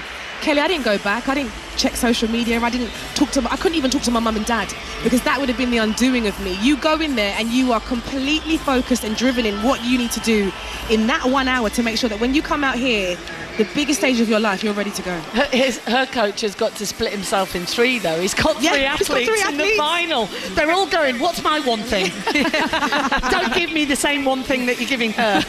But a good coach, as Jeanette said, will be very specific. Absolutely. Last year for Dennis Mitchell, it was to say, you have to start. Just concentrate on your start. Absolutely. You cannot overload and you run quick. An athlete's brain. You cannot give us too many things to think about. Just give us the one thing. And Dennis Mitchell is a good coach, and he'll know exactly, won't he, Jeanette, that one thing for each of his athletes. He'll just say to them one little thing that just makes them concentrate fully. And there's an advantage there. Don't get me wrong. It's quite hard to pick out of these 8 incredible women who's going to be able to come away with a medal. I've got a top 4 who I think will do very, very well, but then I wouldn't be surprised at an American clean sweep because these are 3 women who know each other well, and in fact it'll almost feel like a training run, a competitive training run for them when they get out of the blocks. But what you have here in Julian Alfred, I tipped her for real glory last year in Budapest. She wasn't quite able to do that, but she looked absolutely supreme in that semi-final. I'm quite keen to see how she gets on in the final. What about, I threw my hat in the ring and said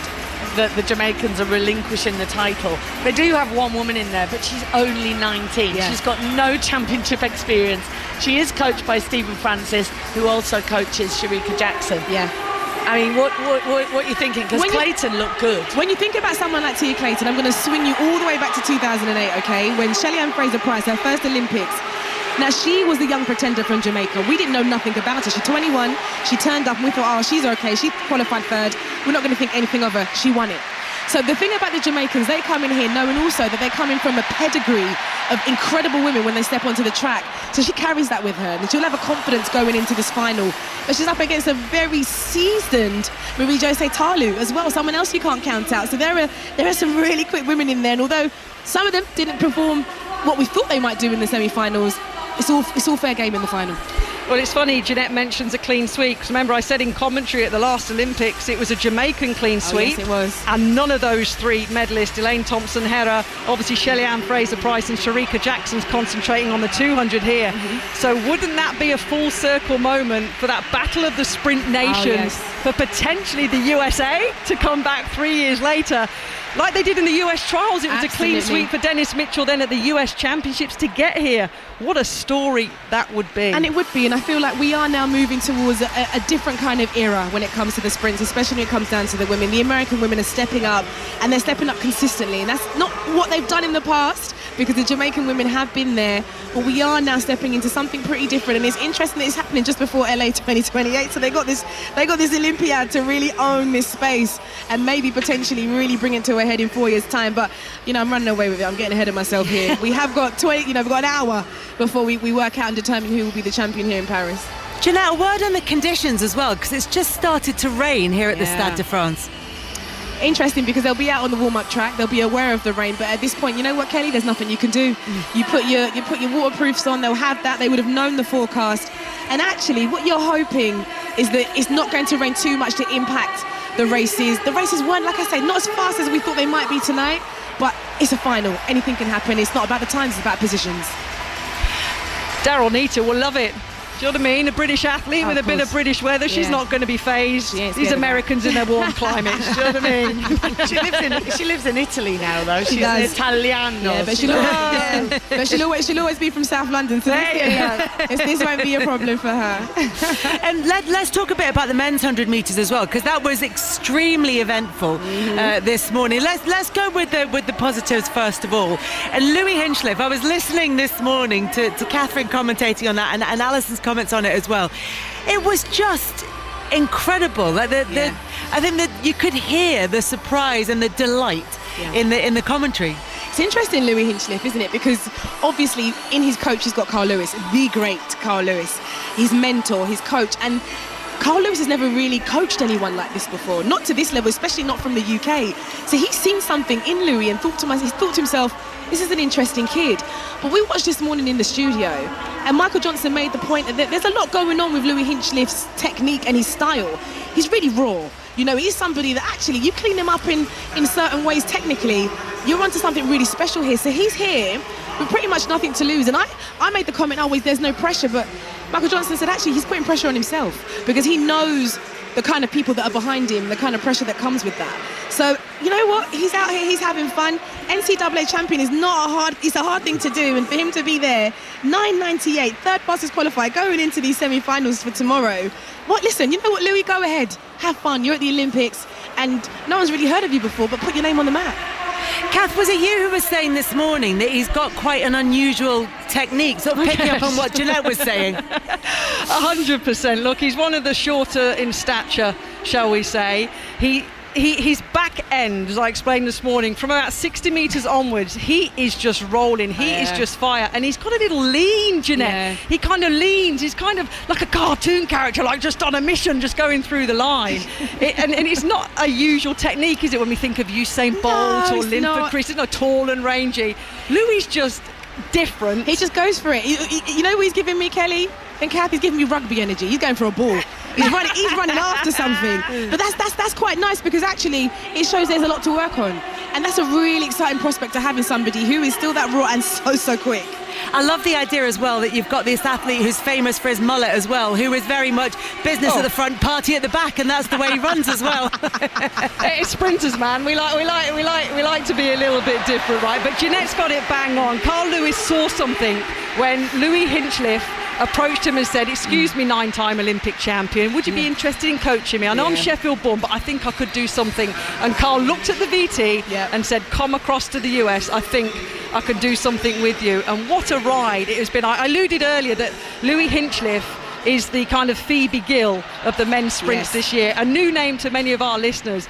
But you know what? I love him. I really love him. And we're going to see what he's all about when those semi-finals come. Yeah, I think it's going to be interesting. Zonal Hughes has qualified, so we'll be able to talk about him a lot more in the build-up tomorrow through the semi-finals. But Jeremiah Zhu with the false start, and he was furious about it. He didn't want to leave. He felt that he should have been able to run under protest. That would normally have happened, but it was a pretty clear-cut decision, Jeanette. It was a clear-cut decision for everybody watching. It was a clear-cut decision for the officials. Jeremiah Zhu full started, and unfortunately for him, it means you're out of the Olympic Games. It's devastating. You will try everything you can to try and run under protest, to try and do whatever you can to the rules to make it work, but it was clear for all to see, and that's unfortunate. But do you know something, Kelly? One thing I always say, the one thing a sprinter always does the most in training is starts. You know how to hold yourself in the blocks. You're at an Olympic Games. If anything, you know what? Hold your nerve a little bit more, especially in the heat. You know what you can do. Go out there, do that. Don't get ahead of yourself. Was it nerves, Jeanette? Because let's not forget, he was against Kishane Thompson, one of the gold medal favourites, the world leader this year in the men's 100 metres. And you know, as a sprinter, we know we've got to get out. We've got to get out. It's so important. Was it nerves from Jeremiah? Kath, you know, it's nerves. Of course it is. You're at the Olympic Games. You want to give the best account of yourself. And unfortunately for him, that just meant that he wasn't able just to hold himself. And remember, Jerry is an incredibly fast starter. And he wanted to make that clear. He wanted to flex his muscle and show what he could do today. And unfortunately for him, he was just on the wrong side of the clock. And to clear that one up as well, because earlier, let's not forget, on 5 Live we were talking about, is he allowed to run under protest? Is he not allowed to run under protest? Jeremiah Razoo came and spoke to us at BBC and said, well, I think I can. Are the rules different here? But my research has basically has told me that because his DQ time was 0.073, which is a lot in sprinting terms, under the 0.1 allowable limit, because he was well below it and there was clear movement on the video that he did false start, he wasn't given the option of running under protest, hence he was asked to leave, because as Jeanette said, it was clear cut, and he blamed the sound in the crowd that they couldn't justify, so he never got the chance. And you said to me en route here, Catherine, that's what everybody does. They blame the sound, and they say that there is that trigger. And Kath, you're absolutely right. And the reality is, Jerry seemed to be the only one that heard it. And I think that's the thing. Like it was a clear full start. It's really unfortunate. As sprinters, we've all been there. We know how it feels, and it just happens to be that it's at the Olympics. So gutted for him for sure. Jeanette, absolute pleasure to talk to you. Thank you so much for coming up here to chat to us here in the Stade de France. We've got a big night ahead of us. 4x400 mixed relay coming up, the women's 100 metre final, the final event at the men's decathlon, the 1500 metres at round about 8:45. And now we can head over to the boxing for British and Irish interest this evening. Conor McNamara and Steve Bunce are there.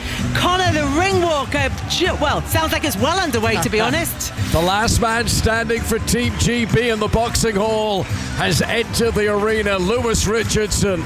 If he wins tonight, he's guaranteed a medal. He's up against a Jordanian opponent, Ziad Ishash, who's already had a couple of wins here at the North Paris Arena out by shoulder goal. This is the men's 71 kilo category, the light middleweight class, and all of Team GB is wishing the very best of luck to Lewis Richardson. Absolutely, I was the last man in the ring, remember. 5 tried, 5 fouled. 4 of the 5 went out, 3-2. I spoke to one of them just 10 minutes ago, Charlie Davison. She was the one that lost in this ring last Saturday. She stayed. She's a mother of 3, but she stayed. You know why? Because she's the team captain. And also, it's a nice holiday away from the 3 kids. But that's neither here nor there. I fancy Lewis tonight, I really do. The Jordanian has punched and won above his weight. I really fancy him. He's very tall for the weight category, Lewis Richardson. He has dropped down from a heavier weight. We saw this in his previous bout where he was looking down on his opponent, and he's got at least 5-6 inches height advantage. Let's see what difference that makes as we get underway in round 1. 3-minute rounds to book a place in the semi-final here at the Olympics. And if you get to the semi, you're guaranteed at least a bronze. Losing semi-finalists get on the podium. Good left automatically from Lewis Richardson, the southpaw, up against Ziad Ishash with the orthodox stance. The two go into a clinch, and the referee lets them sort it out. He's naturally stronger, Lewis. He's competed, remember, for 5 or 6 years at top level, including the Commonwealth Games, at 75 kilos. Had to come down to this weight. He should be able to control and dominate. You remember after his first fight, he barely broke a sweat, and yet it was a hard fight on paper. Very cool customer on his first outing, hoping to be as smooth here in this quarter-final. Another good combination from Richardson, who then backpedals away before any retreating punches can come from Ishash. Good landing, though, from the Jordanian, who's up on his toes. Smaller opponent. And when he stoops down, Steve, he's a very small target for Richardson to try and hit. He is indeed, and he's a dangerous target if he just gets himself a little bit closer to Ishash. He's the danger man if he allow him to get close. what Lewis is doing in this round especially is he doesn't want to get hit at all. He wants to use every single centimetre of that 22-foot ring, and that seems to be what he's doing. Packed house inside the boxing arena here out near Shoulder Goal Airport. The boxing finals are going to be held at Roland Garros, the tennis stadium, and Lewis Richardson wants to be there. He's on the defensive here, scurrying away from Ziad Ishash, who is pursuing him towards the ropes. Referee comes in with a brief interruption, and then they clinch again, arms wrapped around each other. A few attempts from Ishash to land some blows to the body, and remember, they're trying to impress the 5 judges who are sitting around ringside. And as I've said before to the listeners, sometimes the judges like fluid movement, guys with long limbs. Other times they like aggression. So it depends what set of 5 are sat down here tonight. An attacking left by Richardson, catches the jaw of his opponent. Great response though from Ishash. He's doing well, the Jordanian, in this first round. 1 minute to go in round 1. And he's making it very ugly, and that's how he wins a fight, Ishash. That's how he's won his previous 2 fights. He's got too close to better boxers and made them fight his ugly, scruffy fight.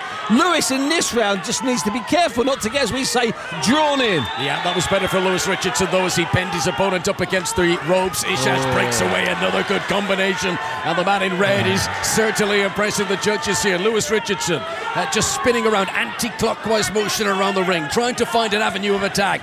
Prods forward with the right, tries the follow through with the left. Again though, they get so close to each other because Richardson, although he's got really long arms, because the opponent's so short, he's got to get in close to try and make those connections. And the referee comes in, points to his head, has a word with Lewis Richardson, and there's just over 10 seconds to go in round 1. I think Lewis has boxed very well here. It's hard against a man that's so determined. However, Ishash has been warned twice for pushing Richardson's head back.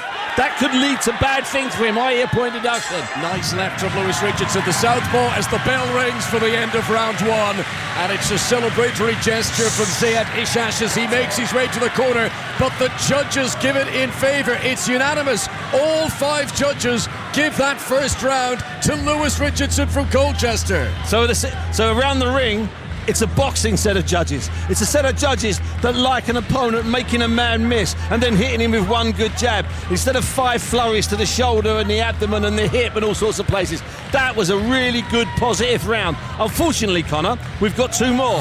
It was a classy round. It was tactical. As you said, Steve, it's not gung-ho from Lewis Richardson. He's picking his key moments, and some of his retaliatory, responsive punches there, connecting with a whole succession of lefts to the head of Ishash, has done enough to impress the judges, and the crowd are enjoying it too. Several Union Jacks being displayed inside the boxing arena. Kelly Harrington coming up later on tonight here as they get underway for round 2, and Ishash knows he's got to chase this now. Did you ever? We heard Jeanette Quatchy there talking about people coming out of the blocks. I think Ishash has been doing a bit of that in training. He was across and in front of Richardson's chest before Richardson had left the stall. He just needs to stay calm, stay composed, and not fall into any of the Jordanians' easy single traps.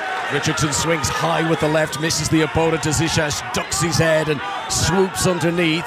Now the Jordanian coming on the attack, and Richardson, who does this, he just takes a few steps backward. Lovely combination right into a left, and then the gloves come up in a defensive manner from Ishash, who's on the receiving end here, and Richardson is getting a few points. However, referee comes in, points the back of his head, and he's directing that towards Richardson. That's better now from Ishash, forcing the Team GB boxer back.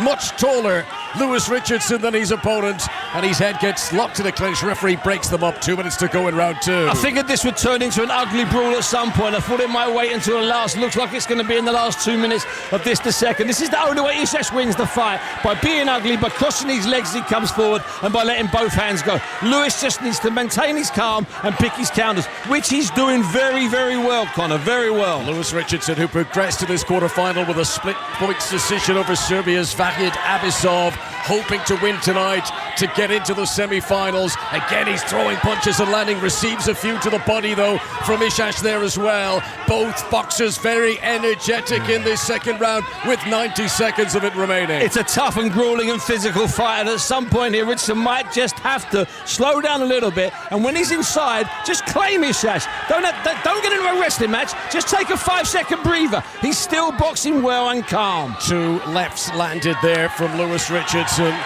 as Ishash continues to come though. No matter how many times he's been hit, he's full of gusto, he's full of bravery as the Jordanian. Richardson backs away again towards near side of the ropes to us. Swings with a right and a left, both of them miss. Richardson leans back against the ropes. The referee says that Ishash has used his elbow there. Briefly separates them, they're back on the way, and Ishash is landing punches again. He is 45 seconds to go in round 2. Connor, he is landing punches, he's landing them from all sorts of angles. Richardson maybe just surrendering that bit of space, that bit of ground, that bit of distance that he needs to get his shots off. But a good finish here. If Richardson can make him miss, he's warning Richardson for hitting on the back of the head. That's because Richardson's spinning round too fast for Ishash. 30 seconds to go in round 2. Lewis Richardson, who won the first round unanimously on all 5 judges' cards. Is he doing enough in this second round to do the same? Are we going to be set for a grand finale in the third and final round of this quarter-final at the Paris Olympics? This is 5 Live from the BBC, and Ishash continues to impress in the second round.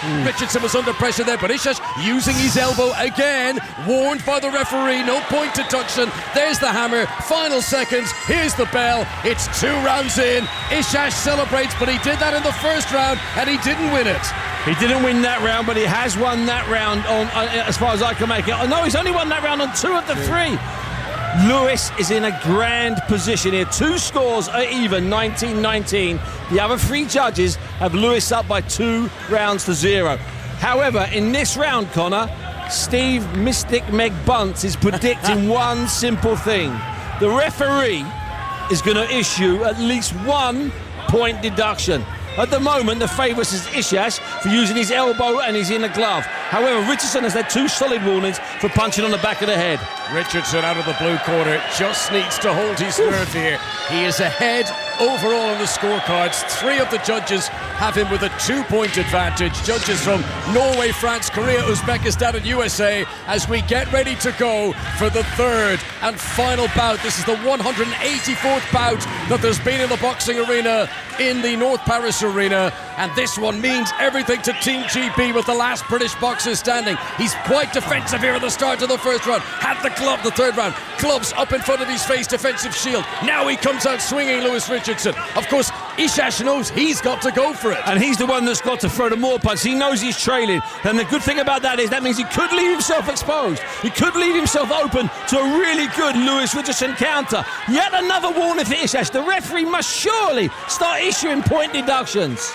Lewis Richardson, the 6'2" tall light middleweight, and hoping to book his place in the semi-final here. The southpaw from Essex connects with a good left, then another left. Ishash receiving plenty of blows to the head here, but he's still swinging those arms. He's still trying to impress the judges. That's a good right from Ishash. A response by Richardson, ducking the head away again as the referee steps in. 2 minutes to go in round 3. Lewis needs to remain composed. He could lose this fight in the last 140 seconds if he starts to clinch, if he starts to panic. Stay composed, do what you do best, throw long shots and drop the big left cross in after. Up on his toes, rotating around the ring, anti-clockwise motion which suits his left-footed style, and he connects with a solid left there and then gets away before any trouble can follow him. Defensive gesture with the gloves up in front of the face. Ishash goes with a really solid right. It was defended by Richardson, but I think he still felt that ricochet off his arm onto his head. Ishash tried to impress the judges with a low body shot, followed by a right to the head. Referee is having a look and he does come in, and there's just over a minute to go. I was stunned there. That's the 4th time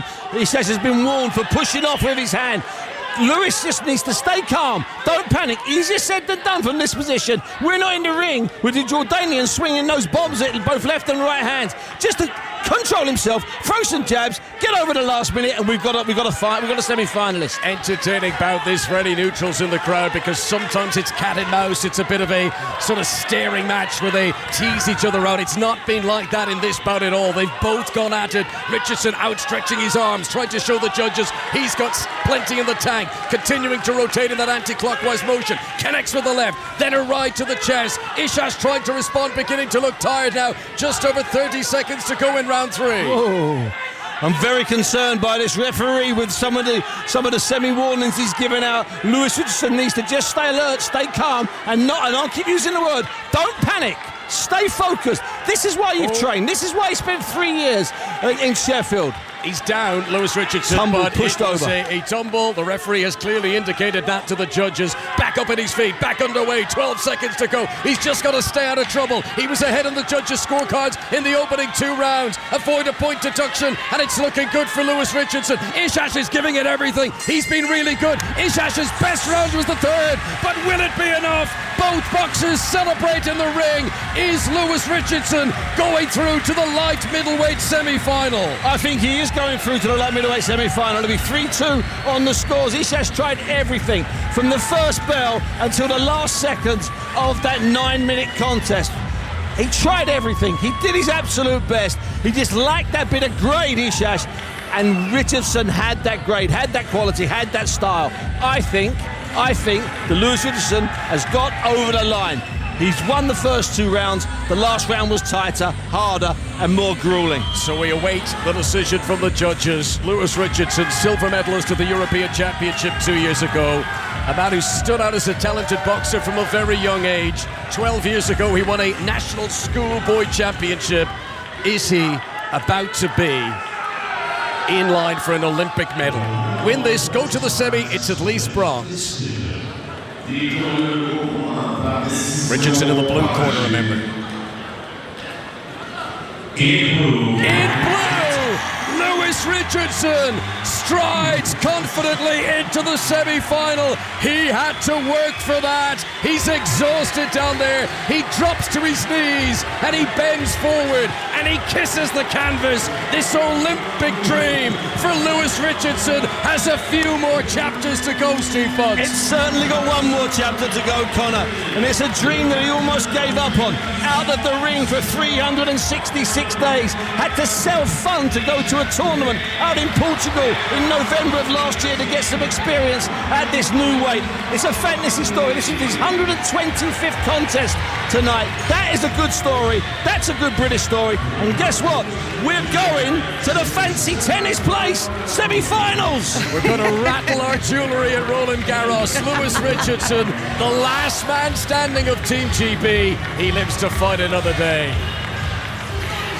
Connor, here we go with Team GB in the boxing. It's been so disappointing, and now we have a boxer in the semi-finals. You're both heading off to Roland Garros. You're going to be swanning off to this fancy location, and now we've got a little bit of something to look forward to. No, and it's so important, of course, personally for Lewis Richardson, who lovely scenes here. He's embracing who I assume are family members at ringside.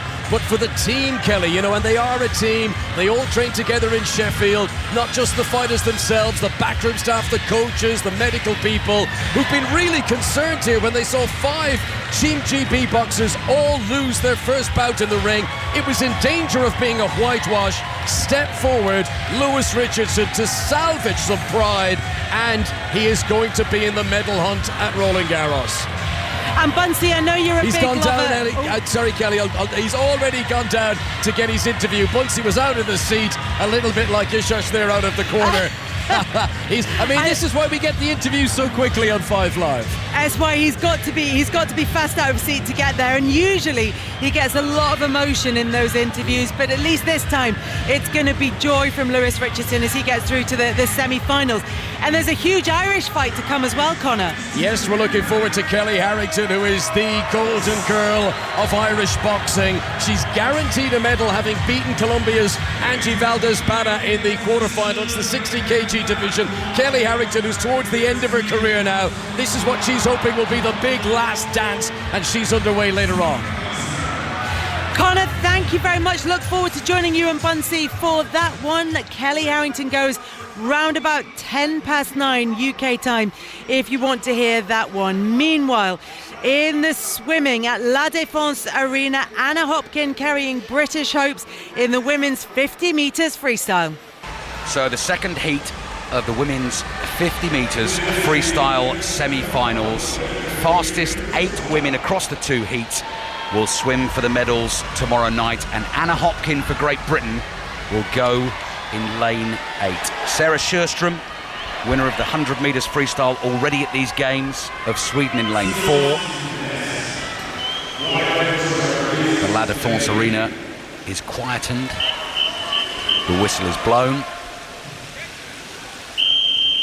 And that whistle signals the swimmers to get on the diving blocks.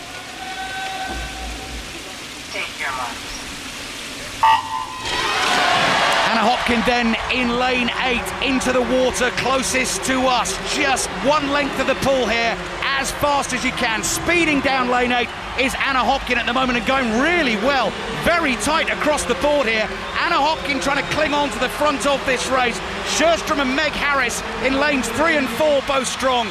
Hopkin driving for the wall at the end of the race is not going to get there. She will get there in 5th place. Sjöström wins the heat in an Olympic record time. Anna Hopkins 5th fastest in the second semi-final in a time of 24.50 seconds, which I don't think is going to be enough for her to make the final of the women's 50 metres freestyle. But what a swim from Sarah Sjöström, again looking great for another gold medal.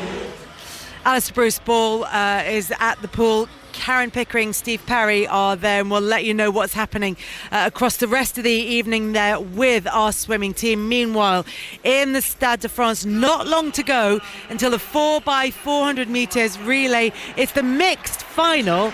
Alison Gerberding and Catherine Merrier here, and what we're looking forward to as much almost as the race itself is the dramatic entrance. We've got full bells and whistles coming out here, haven't we, Kath?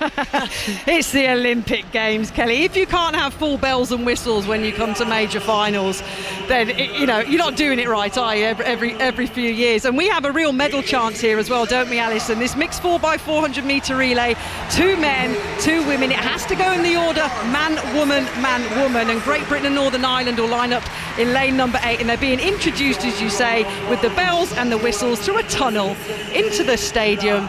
And every athlete is asked, Alison, to give a little wave, do a little dance. This is where you find out whether the team have had a little discussion and a little bit of a practice. Well, we've seen the Charlie's Angels style poses before. Yeah. Nothing like that so far, just a few sheepish waves. Bit of a letdown, really.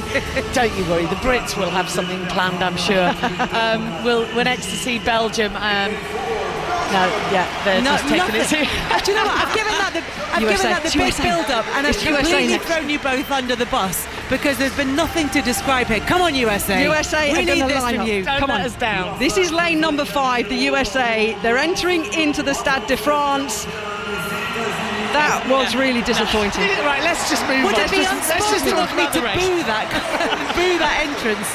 We had one smile and 2 waves. They're clearly very focused on what's ahead of them. They clearly are. I think, to be fair, the Americans are the ones that did the world record in the first heat. Oh, well, the French are all hugging. But listen to this crowd. The lights are flashing. Red, white and blue. That is just... that's great. The French... what are their chances, Ali? They have changed. They've changed one athlete, and they came second in their qualifying. They're going to be outside the medals, I don't think. I think the medals are going to be...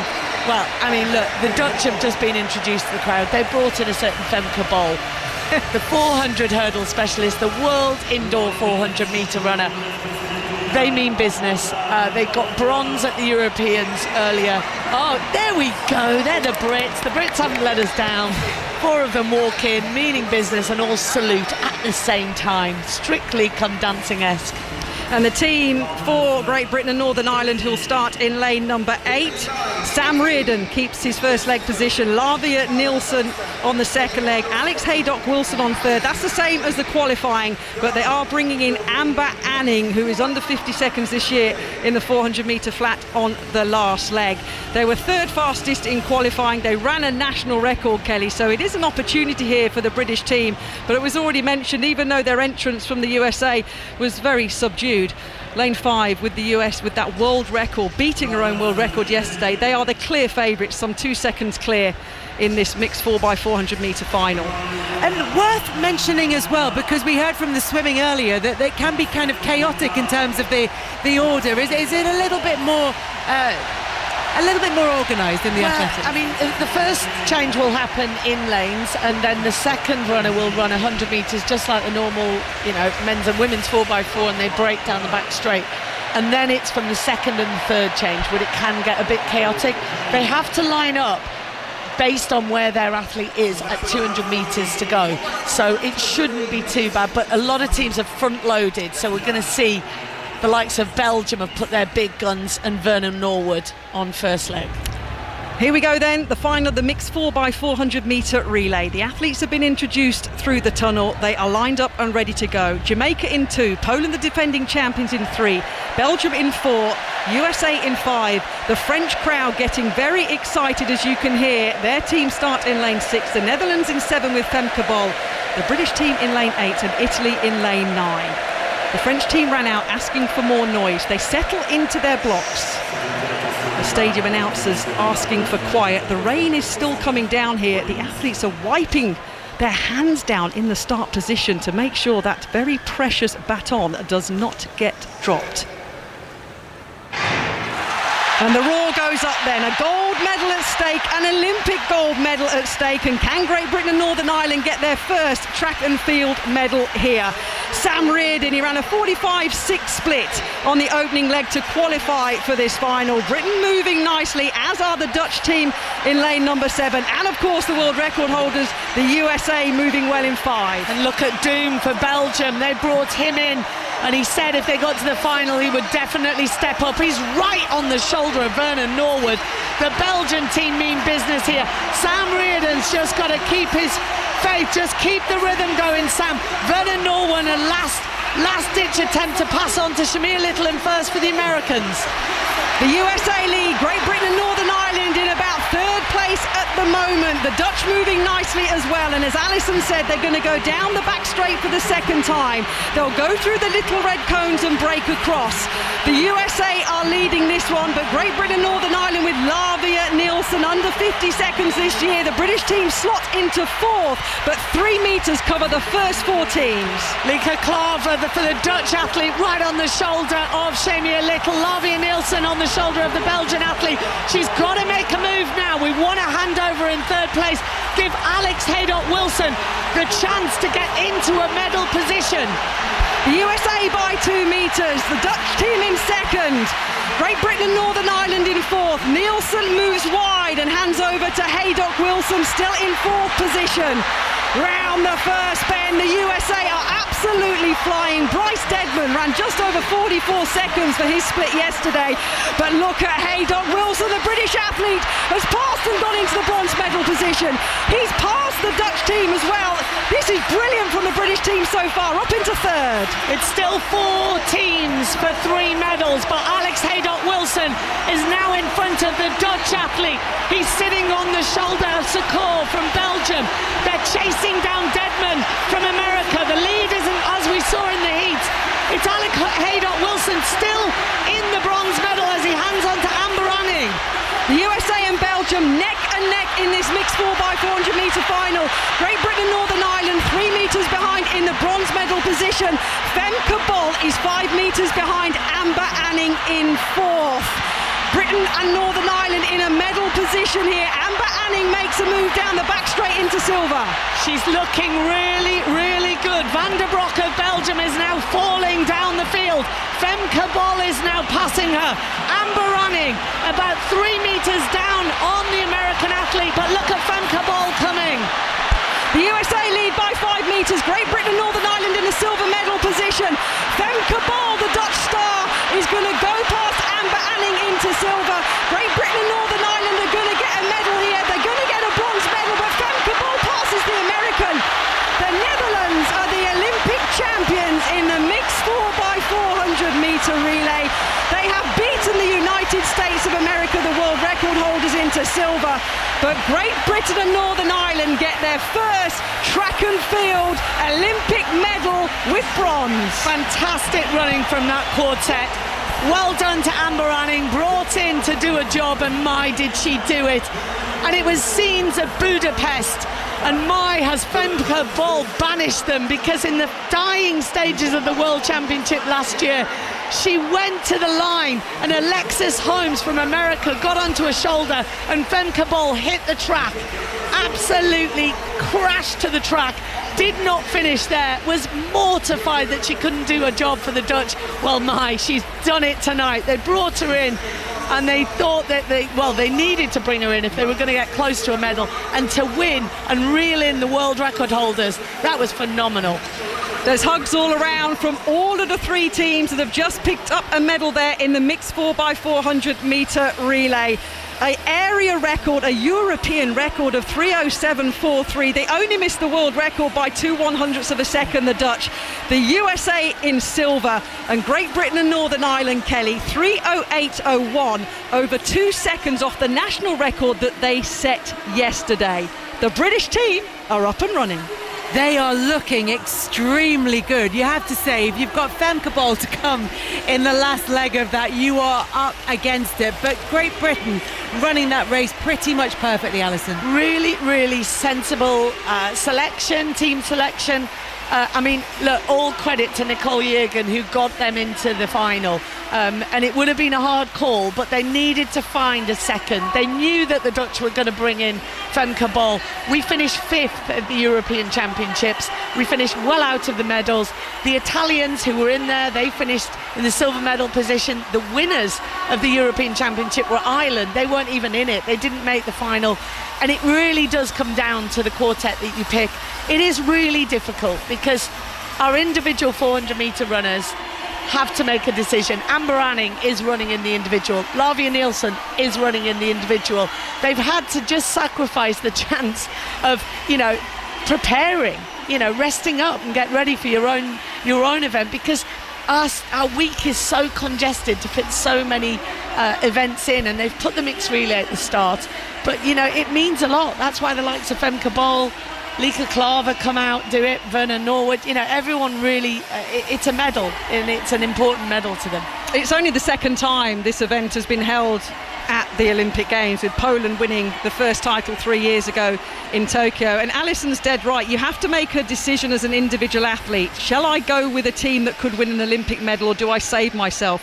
The women, as mentioned, Lavia Nielsen and Amber Anning, have stood up and delivered. The men, and it's their choice, of course it is, the world leader Matt Hudson-Smith, Charlie Dobson, two of the best in the world at the moment, are saying, no, I'm going to concentrate on my individual 400 metres. And that is fair enough.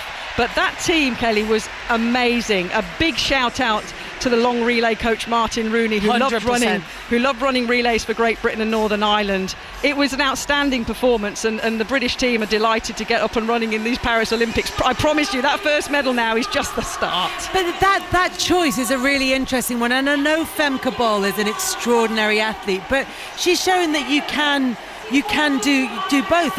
Individual glory doesn't necessarily mean you miss out on team glory. It isn't one or the other. It's not necessarily a sacrifice. Yeah, and I actually did speak to her earlier in the season at the Stockholm Diamond League, and she loves the relay. She absolutely just loves racing. And she will have spoken to her coach, Laura Muvely, and they would have just decided, look, if we get through to the final, they needed her. They 100% needed her. There's no way they would have got close to a medal. But you can see the flow of, I love the 4x4, because if you're not in it, it seems silly to say it. You get 4 athletes. It's not necessarily the quickest 4 athletes that always win, because the flow of the race unfolds. And if you're not in that lead group, it's almost too difficult mentally to bridge that gap, and we just we're hearing the bell chiming in the background. It's brilliant, that. And I'll tell you what this big massive bell from Notre Dame in the stadium is about. It was Ryan Krauser, the American, has just rung the bell because he once again is the Olympic champion in the men's shot put. He went out to 22 metres and 90. The world record holder came and delivered, and it was a US 1-2 with Joe Kovacs has got another Olympic medal. But that bell's been rung, and I like that. It's a nice little touch, isn't it? It's a really lovely moment for those gold medalists to be able to celebrate that. Netherlands then, the Olympic champions in the 4x400 metre mixed relay. United States of America takes silver, and Great Britain with a national record, breaking the national record that they set yesterday, in the bronze medal position. Here at the Stade de France in northern Paris, the final of the women's 100 metres on the way. Daryl Nita goes for Team GB in about 10-15 minutes time. Lewis Richardson has booked his place in the semi-finals of the men's 61 kilogram boxing. The men's bronze medal tennis match between Italy's Lorenzo Musetti and Canada's Felix Auger-Aliassime is level at 1-all. They are into the deciding set there. Canada and Germany into extra time in the women's football quarter-final. It's 0-0 after 90 minutes. In the kayak cross, all 4 Brits are through to tomorrow's heats. Mallory Franklin, Kimberly Woods, Joe Clark also eased through, but Adam Burgess needed the repechage race in order to progress. Right, let's get to the swimming. Alistair Bruce-Ball, Karen Pickering, Steve Parry are all there. Alistair, just bring us up to date with what's happened already, because there was disappointment for Anna Hopkin. Last we heard, you said it was very unlikely she was going to qualify for the final. Is that how it's worked out? That is how it's worked out. 5th fastest in her semi-final, 10th fastest overall. She takes a reserve place, one of the 2 reserve places, so if 2 swimmers were to drop out, she would get a swim in that final. But as it stands, she has not gone through. She will not be racing for a medal tomorrow night. We're about to have the second final of the night, which is going to be the women's 200 metres individual medley. Abby Wood will go for Great Britain in that one. The first final of the night was the men's 100 metres butterfly, Kelly, and that was won by the Hungarian Christoph Milak. You will remember him. He was the one who looked extremely grumpy after he lost his title in the men's 200 metres butterfly. He didn't actually look much cheerier after he won the gold tonight, but he did win gold, and Canada took silver and bronze with Josh Liendo and Ilya Karun. And as I speak, Abby Wood is being announced for the British fans, and there's plenty of them in here in the arena tonight getting ready for this next final. Yeah, huge. Oh, Kelly's gone, we'll keep going. In terms of this final then, Steve Parry, I mean, this could be an absolute classic tonight. Abby Wood took 4th in Tokyo, missed out on a bronze medal by 0.11 seconds. She'll do really well to get on the podium in this. This could be a classic, couldn't it? Yeah, I think 3-4 years ago that was her better chance, and she was ever so close to getting a medal. The top 6 entry times here are faster than the gold medal time 3 years ago. Such is the quality of the swimming here. I believe the race is probably going to be in 2, 3, 4 and 5 between the Americans and the Canadians. I do, yeah, but actually in lane 1, Kaylee McKeown as well. Don't forget about her. I just love her attitude and what a meet she's had so far. Karen, what are you thinking? Well, I think Kaylee's going to be the one to beat. You've got the 200 backstroke Olympic champion, the 200 breaststroke Olympic champion, the 200 fly Olympic champion, all in this race. And got Alex Walsh in the middle trying to beat them and get a gold medal for the Walsh family. Gretchen, her sister, with 2 silvers. But I think Kaylee's going to be the one to beat. Let's not forget she had the 200 backstroke. Yep, 2 gold medals already here in Paris, and she swims in lane 1. So do we count her as an outside smoker? She's got so much class. She's in the outside lane. It's not really an outside smoker, is she? Do you know, if Kaylee does win, it will be a turn up for the books, because whoever's won the 400 since 1996 has also won the 200. So that omen is with Summer Mack. 200 metres individual medley, 1 length of each stroke, butterfly, backstroke, breaststroke, freestyle. Kaylee McKeown, the Australian, in lane 1, Sydney Pickram in 2, Kate Douglas in 3, Alex Walsh of the USA in 4. Canada's Summer McIntosh has had an amazing games here in lane 5. Abby Wood of Great Britain in 6, Yu Yiting of China in 7, Ella Ramsey of Australia. Gun goes, and they are underway, and Abby Wood emerges from underneath the surface of the water and is immediately into that butterfly stroke, very tight up the first 25 metres of this race. And as I say, this could be an epic, Karen. Yeah, it certainly could, and obviously different strengths very, very apparent in this race. And there's no Ella Ramsey turned up for this final, no reserve in place, so a very late withdrawal there. Yeah, I mentioned her name, looked up and then saw no one was in lane 8. They're into the backstroke at the turn here. Let's keep our eyes on Abby Wood of Great Britain, 4th in Tokyo, looking to get on the podium tonight and swimming quite beautifully at the moment. 25 metres to go of this length of backstroke. Summer McIntosh next to her on her left, just out in front. Alex Walsh extremely close, and Kaylee McKeown, the Australian, right up near the front of this race over in lane 1. Karen. Yeah, she loves a big race, of course. Kate Douglas, the breaststroke specialist in this field, expect to see her come through on this third 50. It really has spread out on that backstroke leg. Well, Alex Walsh has made great ground on Summer McIntosh under the water. They're pushing off the wall to get into the breaststroke. Kaylee McKeown going great guns for Australia over in lane 1, and Abby Wood struggling to stick with the pace at the moment. About 10 metres or so to the turn, then it's into the freestyle, and at the moment the battle for the medals is between Walsh, McIntosh and McKeown. Yeah, it is very tight, and when they turn on this final 50, all these ladies, very, very strong freestyle swimmers, it is going to come down to massive battle. That was a huge turn there from Alex Walsh, though, beautiful underwater. Kate Douglas, the American, has got in the mix as well, and she is swimming fast down lane 3, trying to catch her teammate Alex Walsh. Kaylee McKeown just falling back here at the moment. Alex Walsh, 15 metres to go in front. But in lane 3, Kate Douglas is coming strong. And look at Summer McIntosh. Summer McIntosh comes flying through and gets her 3rd gold of the Games. Summer sunshine in Paris. It's an Olympic record for the 17-year-old. What a 50 metres of freestyle that was.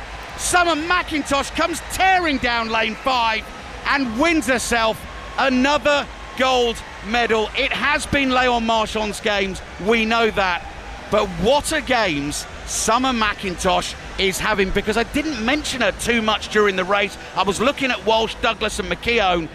What a finish from McIntosh. I can't believe what I've just seen there over the last 15 metres. It's almost like she found another gear and put the afterburners on. That last 15 metres from Summer McIntosh, wow, I thought she was totally done.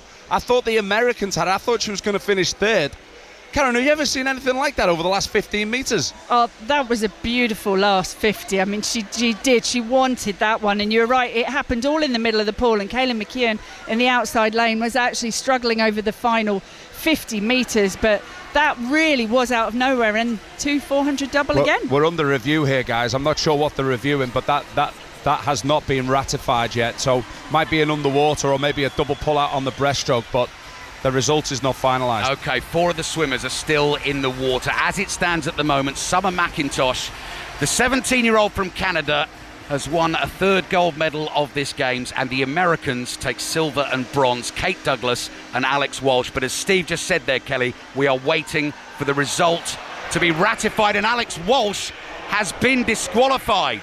So she will not take the bronze medal, and Kaylee McKeown moves into the bronze medal position. Another medal for her at this Games. Alex Walsh, sadly, disqualified for the USA.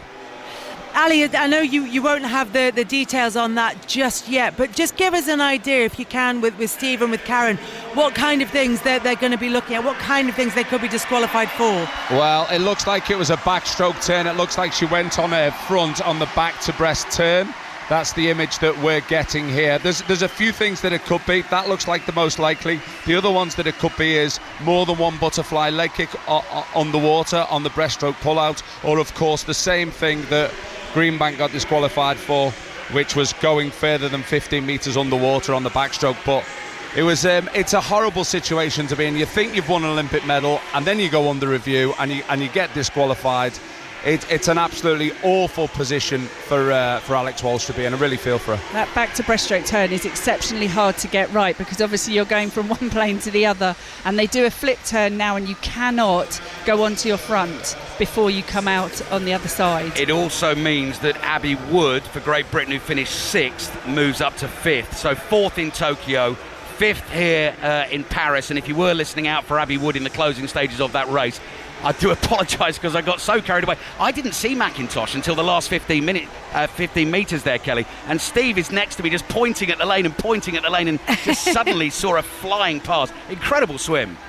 Absolutely incredible swim, and an incredible swimmer as well. I mean, as you mentioned there in commentary, what a Games she has had. And I know that Léon Marchand has taken all the headlines and all the glory here, but she's just been incredible, Karen. Yeah, she has. She just keeps delivering, and I think, she hasn't really swum the 200 medley on the world stage before. She did at the Commonwealth Games, but it's the first time doing it at either a world or Olympic level, and she comes in and gets the gold medal. Thank you very much to Karen Pickering, to Steve Parry and to Alistair Bruce Ball at La Défense Arena. You join us here at the Stade de France, which is getting really quite soggy now. Alison Kirbishley and Catherine Merry are here with us. Alison, it's looking like there's some lanes are wetter than others, let's put it that way. The problem with these tracks that are very, very quick is they don't soak up the water, so it sits on the top. And we've seen it obviously with the shot put circle that looked like an ice rink as soon as the rain started coming down, and it can get dangerous. I mean, these spikes that they wear now are all carbon plated, and it you know, you don't want to go out there and just, it's basically like an ice rink. It'll be really interesting to see whether we've not got any officials going out trying to sort of mop the track, but you can just see it sitting on some lanes. I mean, if you're in the outside lane, it doesn't look like it's getting, I mean, it's kind of right in the 50 metres or so into the race, but just because of the nature of the bowl of the stadium, the cover, if you're in lane 8 and 9, you probably haven't got any sort of rain until about 40, 50 metres, whereas where, you know, lane 1, lane 2, lane 3, pretty much soaking from coming out the blocks, and the sort of speeds these athletes are coming. They've already set their blocks up, but they're going ahead and they don't seem to be coming to mop the track up, so get on with it, girls. The final of the women's 100 metres at the 2024 Paris Olympic Games. The athletes are being introduced from a tunnel just behind the 100-metre start. They come in what's called drama order. And this gives you some idea of who they think might win this, because they put them in 8th to 1st position and introduced them to the 80,000 in the Stade de France. TT Terry of the USA was out first, third at the US Championships this year. She'll start in lane number 9. A nice wave from Tia Clayton, the Jamaican. She'll start in lane number 4. Daryl Nita is on the big screens in Stade de France, the only British representative in this Olympic final. She waves to the crowd. The second fastest British woman of all time will start in lane number 8. She qualified 4th fastest for this final just a few moments ago with 10.97 seconds. Monjinga Kambunji of Switzerland lines up another European athlete in this final. 6 in Tokyo 3 years ago. She'll start in 2. Every athlete so far being very well received as we build up to find out who's the fastest woman in the world in this Olympic final. Being introduced to the crowd now, she'll start in lane number 3, the Silver Queen. She's been 4th or 5th in 4 Olympic finals. Is it time for Ivory Coast Marie-Josée Tarlou-Smith to get an Olympic medal? She looks ready, and she'll start in lane number 3. The bright lights of the entrance and the tunnel, hands on her hips, not a sign of emotion from Julian Alfred of St. Lucia. No Olympic medal for St. Lucia ever at the Games. The world indoor champion qualified fastest for this final. She'll start in lane 6, having run 10.84 seconds. The volume's gone up, and a huge out-breath from Sha'Carri Richardson, standing in front of a massive LED board with the stars and stripes of the USA behind her. She looks nervous, does the world champion. She kisses her finger and points to the sky. The world champion for the USA, the world leader, will start in lane number 7. The women's 100 metres Olympic final. Kambunji, Tarlou-Smith, Clayton, Jefferson, Alfred Richardson, Daryl Nita of Great Britain and Northern Ireland goes in lane number 8, and TT Terry of the USA goes in 9. One race to change someone's life forever. The USA have won this title 9 times. Jamaica have won it 4 times. Great Britain and Northern Ireland have only ever had 2 medals in this event, both silver, back in 1948 and 1960. The camera pans across the lineup. Alfred looks serious here in lane number 6. Richardson a little bit nervous in 7, and Daryl Nita has eyes on the prize. The track is wet. The crowd anticipating. Sha'Carri Richardson just glances up to watch herself on the big screen. The tension music comes in. The final of the women's 100 metres. The camera focusing on the world champion Sha'Carri Richardson. Will it be USA's day? They haven't won this Olympic title since 1996. Jamaica have took the last 4 Olympic titles. And can Britain's Daryl Neita, the sole representative in this women's 100 metre final, pick up a medal for the British team? 2 helicopters are above the Stade de France, making quite a bit of noise here. That's all you can hear. You can see the rain, you hear the helicopters. Athletes settle into their blocks. It's final time here in Paris. And it's a clean start. The Jamaican Clayton Outwell in lane number 4. Julian Alfred of St Lucia leads this Olympic final by a metre. Julian Alfred will not be caught. The Olympic champion, Julian Alfred of St Lucia, 10.72 seconds. Wow, the Queen of Paris, the Queen of sprinting in the world is Julian Alfred of St Lucia, winning their first ever Olympic medal. Sha'Carri Richardson, 10.87 seconds behind Julian Alfred, a national record of 10.72. And Melissa Jefferson of the USA runs 10.92 seconds. And Great Britain and Northern Ireland's Daryl Neita finishes in 4th in the Olympic final in 10.96 seconds, just off the podium for the British athlete. Wow, St Lucia will be rocking tonight. Julian Alfred, cool, calm, collected. Without a doubt, anyone would have put their money on that woman. When you looked at the 8 women behind their blocks, she came out, she meant business, and she now rings the bell as the Olympic champion. Phenomenal running, a national record. And finally, we see that ice woman. She breaks into a smile. She holds her name badge alive up above her head. The bib that says Alfred, well, she is the Olympic champion. Daryl Neita in that agonising position of 4th, 10.96. Melissa Jefferson running the same time that Daryl Neita ran earlier on in that first round yesterday. And TT Terry in 5th, and so sad to see back in 8th place, having to just hobble over the line, Talu, Marie-José Talu of the Ivory Coast, so many times finishing 4th, never on the Olympic podium, and she pulled a hamstring in the latter part of that and just absolutely crumpled to the floor over the line. But so pleased to see Julian Alfred. But how hard will it be for Dina Asher-Smith to go back to her training camp? I mean, look, Dina's still got the 200 metres, let's not forget that. But that's her training partner that has just delivered 10.72. Phenomenal running. And Alison, you'll be able to tell me much more about the technique, but Julian Alfred looks like such an unruffled sprinter. She looks so elegant. She's very pleasing on the eye in terms of her style. Is that down to her technique? That's down to her coach, you know. Edric Florial has said he's worked on her mechanics since he's been working with her, and the mechanics are working. You know, she is a tall athlete. I mean, she looks even taller when she lines up next to Sha'Carri Richardson, who is so small. Look, she can't believe it. She's absolutely in tears.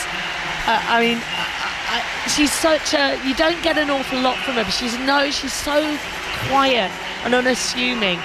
And even when she's interviewed, she doesn't build herself up in the same way that sprinters usually do. But that will just... I can't believe... St Lucia will be going absolutely mental right now. It is history. I said St Lucia have never won an Olympic medal. They joined the Olympic Games in 1996. This is their first medal of any colour in any sport. Hence, she is absolutely bawling her eyes out, draped in the St Lucian flag. But what is lovely to see is all 3 medalists have their flags, but Julian Alfred stands in the middle with the 2 Americans of Sha'Carri Richardson and Melissa Jefferson aside of her, taking pictures and smiling. Do you know what I mean? Because that was quick. Kelly, do not underestimate how quick that was. That was 10.72 seconds. It was a national record, a lifetime best for Julian Alfred. And she took that final apart. Sha'Carri Richardson, the world champion, the world leader with 10.71 incidentally, had no response to the start. Julian Alfred was gone. And Daryl Neita, well done. 4th in the Olympic Games. She's improved since 3 years ago when she finished 8th in Tokyo, the only British representative in the final, and as Alison said, finishing in the worst position.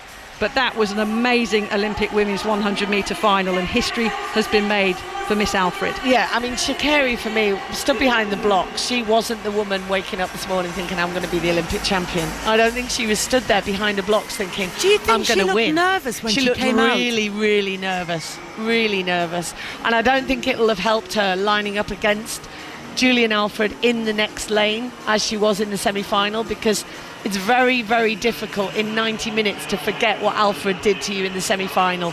And when she knows that her start is so vital, she just didn't react. She reacted, but she didn't do anything in that first 10 metres, and she left everything to do in that final 50.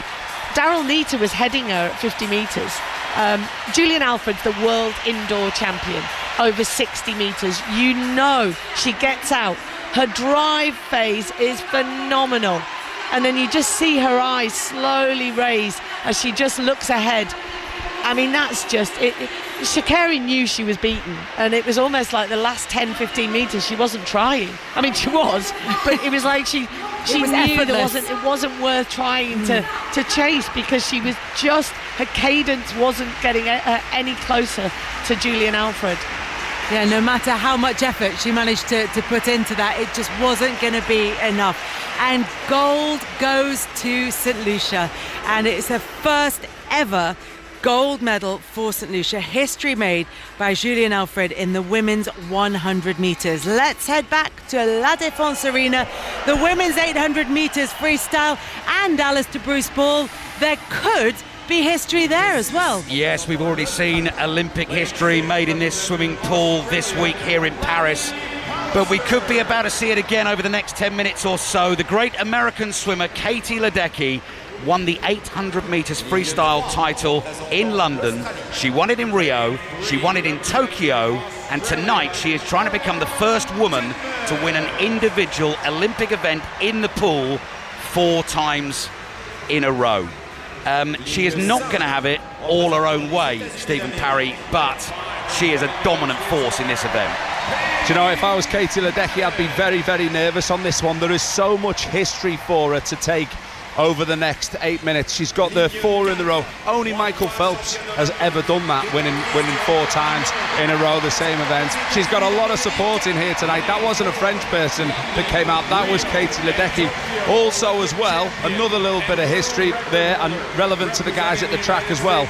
If she wins tonight, she's going to have 9 gold medals. Same as Mark Spitz, same as Carl Lewis. So there is a huge amount of history that Katie Ledecky could make.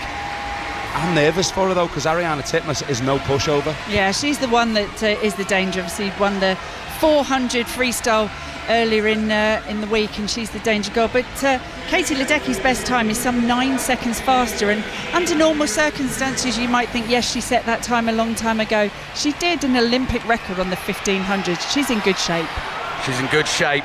She came out with the game face on, and there she is, about to get on the diving board, lane 4, just shakes her arms out, any tension trying to get it out of the body. Stars and stripes flags everywhere inside this arena. We had the swirling spotlights, the big music to build it all up, and Katie Ledecky is going for a 4th consecutive gold medal in the women's 800 metres freestyle. Grueling event, 16 lengths of the pool, and the swimmers are just about ready to go.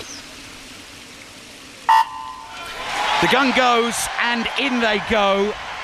Katie Ledecky in lane 4. Her challengers tonight, Erica Fairweather of New Zealand in 1, Isabel Gerser of Germany in 2, Ariana Titmus, huge rival, the Australian, in lane 3. She's having a great games. Paige Madden, fellow American, in lane 5, Lanny Pallister of Australia in 6, Simona Quadarella of Italy in 7, and a home hope swimming for France, Anastasia Kopichnikova, is swimming in lane 8. So 16 lengths of the pool. The first one is just completed, and at the turn, Katie Ledecky's in front. Ariana Titmus is right with her, and those two right next to each other, Karen. They've got eyes on each other all the way. Oh, they will be, and they'll be able to sense as well when anyone is making a move between the two of them. They'll be able to feel exactly what's going on when you're swimming that close to someone. You really have heightened senses as to what is happening, and the two of them already just taking this race apart. Yeah, they really are. We've only had 100 metres of the race. Second turn, Katie Ledecky just out in front by an arm length or so. Ariana Titmus on her left-hand side. Closest to them at the moment is Lanny Pallister at the moment, but it looks like the other 6 swimmers in this race are already swimming for the bronze medal. Yeah, and Lanny Pallister, it's great to see her swimming better. She had to pull out of the 1500 freestyle with COVID earlier in the week. She was past fit and back and able to be part of the Australian winning 4x200 team. Only 2 swimmers in this final weren't in the 1500 metre final, so a talented field. Okay, we've got about 620 metres to go, Kelly, and it's already looking like a 2-horse race. Katie Ledecky and Ariana Titmus swimming side by side here in the pool in Paris in lanes 3 and 4, and they're on world record pace. Oh, we'll definitely be back with you for the end of that race then. Italy's Lorenzo Musetti has just beaten Felix Auger-Aliassime in 3 sets to win the bronze medal in the men's singles. Earlier, Great Britain's Lewis Richardson guaranteed himself a medal in the boxing. He beat Jordan Zayed Ishash to reach the semi-finals in the 71 kilogram category. Remember, there is no bronze medal fight. Anyone who gets to the semi-finals gets a bronze medal. But could it be better? He spoke to Steve Bunce shortly afterwards. Lewis, congratulations. What a great end, perfect end to a really hard week. Close your eyes. You're in the semi-final of the Olympics. Yes, sir. Yes, sir. Yeah, amazing. Special moments in my life. Very proud, very grateful, honoured. Representing Great Britain, representing myself, my family, Colchester, Essex. Yeah, over the moon. Really proud and grateful. You're just boxing like you belong here. You seem more and more relaxed. It's like you want a few more rounds. Because I do belong here. I'm at this level. I've had doubters in the past, sort of say otherwise, but. I proved them wrong now on the biggest stage in the world, so people can say what they want, but you know, there's very, very few people who become Olympic boxing medalists, even less from GB, so I'm one of them, and that'll be in history books forever. And you actually live in some of those dreams, all those dreams you had about winning a quarter-final, getting to a semi-final. But you live in dreams, son. This is my dream. I'm living my dream right now. The last 2 weeks since I've been here, these are my dreams I'm living out right now, so yeah, I feel super blessed and extremely happy. And I saw Charlie Davison, the captain, earlier on. She stayed behind. She's not gone back to her 3 kids to look after you. That must make you feel good. Yeah, Charlie's a nice, lovely figure. But yeah, the whole team are great. The whole team have stayed out. I'd expect nothing less. We're a close-knit team, and yeah, extremely grateful for all the support here, back home, and yeah, just all over the country. You can go all the way, can't you? Listen, people can keep doubting me all they want, but I can definitely go all the way. That was Lewis Richardson. He's guaranteed himself a bronze medal. One more win and he can upgrade that to silver, win the next fight, and he can upgrade it to gold.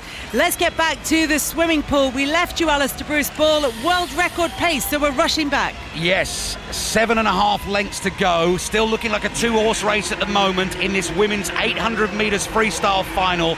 Katie Ledecky chasing another gold medal, a 4th win in a row in this event, trying to create Olympic history. But Karen Pickering, she cannot shake off the Australian Ariana Titmus, who is sticking doggedly with her. Oh, Ariana Titmus is like an annoying little fly on her shoulder right now. She's just hanging in there, sitting right there, going stroke for stroke with her. She'll be able to see her underwater. She's breathing out, and every time she takes a stroke. 6 lengths to go. Katie Ledecky is about a metre in front, I would say, of Titmus as both women spin and turn. We've got Ledecky in the dark blue American swimming cap in lane 4. Ariana Titmus in the green and gold of Australia, the bright yellow swimming cap on her left in lane 3. Some of the other swimmers coming on more strongly and trying to get back to the front of this race. Simona Quadarella, the Italian, is one of them, and Paige Madden, the American, another. Katie Ledecky is going to be tested. 5 lengths to go at the turn. She still has the lead, Karen. Yeah, she does, but Ariarne Titmus is in exactly the same position.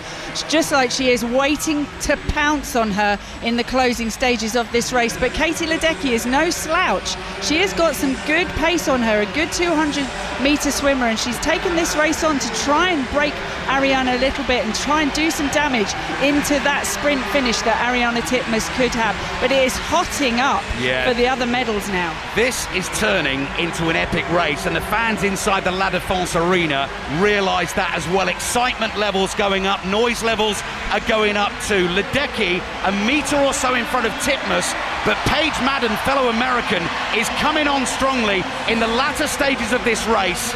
Stars and Stripes flags being waved excitedly all around the arena as Ledecky chases history, and she's still out in front. Yeah, and Paige Madden is absolutely flying down this 50. She's got herself almost in line with Ariarne Titmus. They're turning almost together. Ledecky's had a good, strong 50 there as well. So Paige Madden has got herself well clear of the danger of Simona Quadarella and Isabel Goza for the bronze medal. So the 1, 2, 3 at the moment. Ledecky about half a metre in front of Ariarne Titmus, and Paige Madden in the mix for the gold medal too, pulling up alongside Titmus, the Australian. Coming up to 100 metres to go. Absolutely everything is going to be hurting right now. There goes the bell for the swimmers. They know darn well how long they've got left to go, and they know what this is all about. Fever pitch inside the La Défense Arena, and Katie Ledecky is looking strong and holding her rivals off once again. And this is what these guys do this training for. This is why they put the meters in and hurt day after day after day. Their lungs will be screaming, their arms will be screaming. Now they are kicking hard. Add into that mix, everything will be hurting, but it is pride that's going to take them down this final 50 metres. Yeah, the last turn, Katie Ledecky in front, a swimming superstar. She won this event in London, she won it in Rio, she won it in Tokyo. Can she win it again in Paris? 25 metres to go, and Ariarne Titmus is chasing hard, and so is Paige Madden on her left-hand side, but Ledecky will not be denied. 10 metres to the wall. Ledecky is going to get there. Stroke after stroke takes her to Olympic history. She has done it again. She is an all-time great in the pool. We already knew that, but she has proved it in Paris once more. The first woman ever in Olympic history to win an individual event in the pool 4 times in a row. Incredibly, a 14th Olympic medal and a 9th gold, and what a lovely image at the end of the race. That has been an epic battle, particularly between Titmus and Ledecky, and the two of them give each other a massive hug, and now Ledecky does exactly the same with Paige Madden. That was special, Steve Parry. Yeah, we just saw a little bit of history there. It's not often you get to see someone, she is the absolute queen of the pool. To be able to dominate on a distance event for 13 years is absolutely brilliant to see. And what was amazing about that event, she did it the hard way. She didn't hold back at all. She went out under world record pace. She tried to put the whole field in the hurt locker, and Titmus just couldn't hand with her at the end. And both of them, they had to take a minute to compose themselves because they were just hanging off the lane ropes, trying to get the oxygen back in, trying to recover. Very impressive from Madden as well. We've seen her win relay silver medals before at the Olympic Games, but I think she came into her own right there, Karen. It's a 5-second best time for her in that final, and it was a beautiful way she swam it. I mean, she was coming back so fast. But what I loved about Katie there, you know, she is the ultimate competitor, but she sat down and did the tactics of that race and knew the best way. She had to break Ariarne Titmus' speed, her finishing speed, and she put herself through hell to do it. Standing ovation for all the swimmers. Ariarne Titmus has taken the swimming cap off, and she is applauding Katie Ledecky. What a battle we've seen in the pool tonight, and what sportsmanship that is as well. Everyone in this arena on their feet. Yeah, that is a touch of class, that, from Ariana Titmus. I mean, she is one of the most successful Olympians of all time herself, the Australian, taking time to actually clap on poolside. Kelly, I don't think she'd do that for Molly O'Callaghan, her training partner, but maybe I'm just stoking the cattiness from earlier in the week.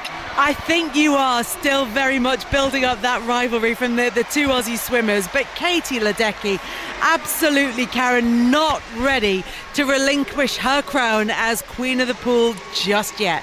Oh, she wanted that one, and my goodness, she earned it. That was painful. I felt the pain just sitting watching it. Kelly, just in terms of the stats, just to remind people as well, that is a 14th Olympic medal for her. 9 of them are gold. 14 Olympic medals puts her 4th on the all-time list across all sports of most medals won at the Summer Olympic Games. 9th gold medal, that is the most by any woman in the pool in the history of the Olympics, and an 8th gold in an individual event. Only Michael Phelps, again across all sports in the history of the Olympics, has more. Thank you very much to our team at the pool. An extraordinary night. 9 gold medals for Katie Ledecky, as we've been hearing. The same as Mark Spitz. The same as Carl Lewis. Here at the track, we've already seen St. Lucia win their first ever Olympic gold medal. It went to Julian Alfred in the women's 100 metres final. And another nation has its first Olympic gold medal, Catherine Merry.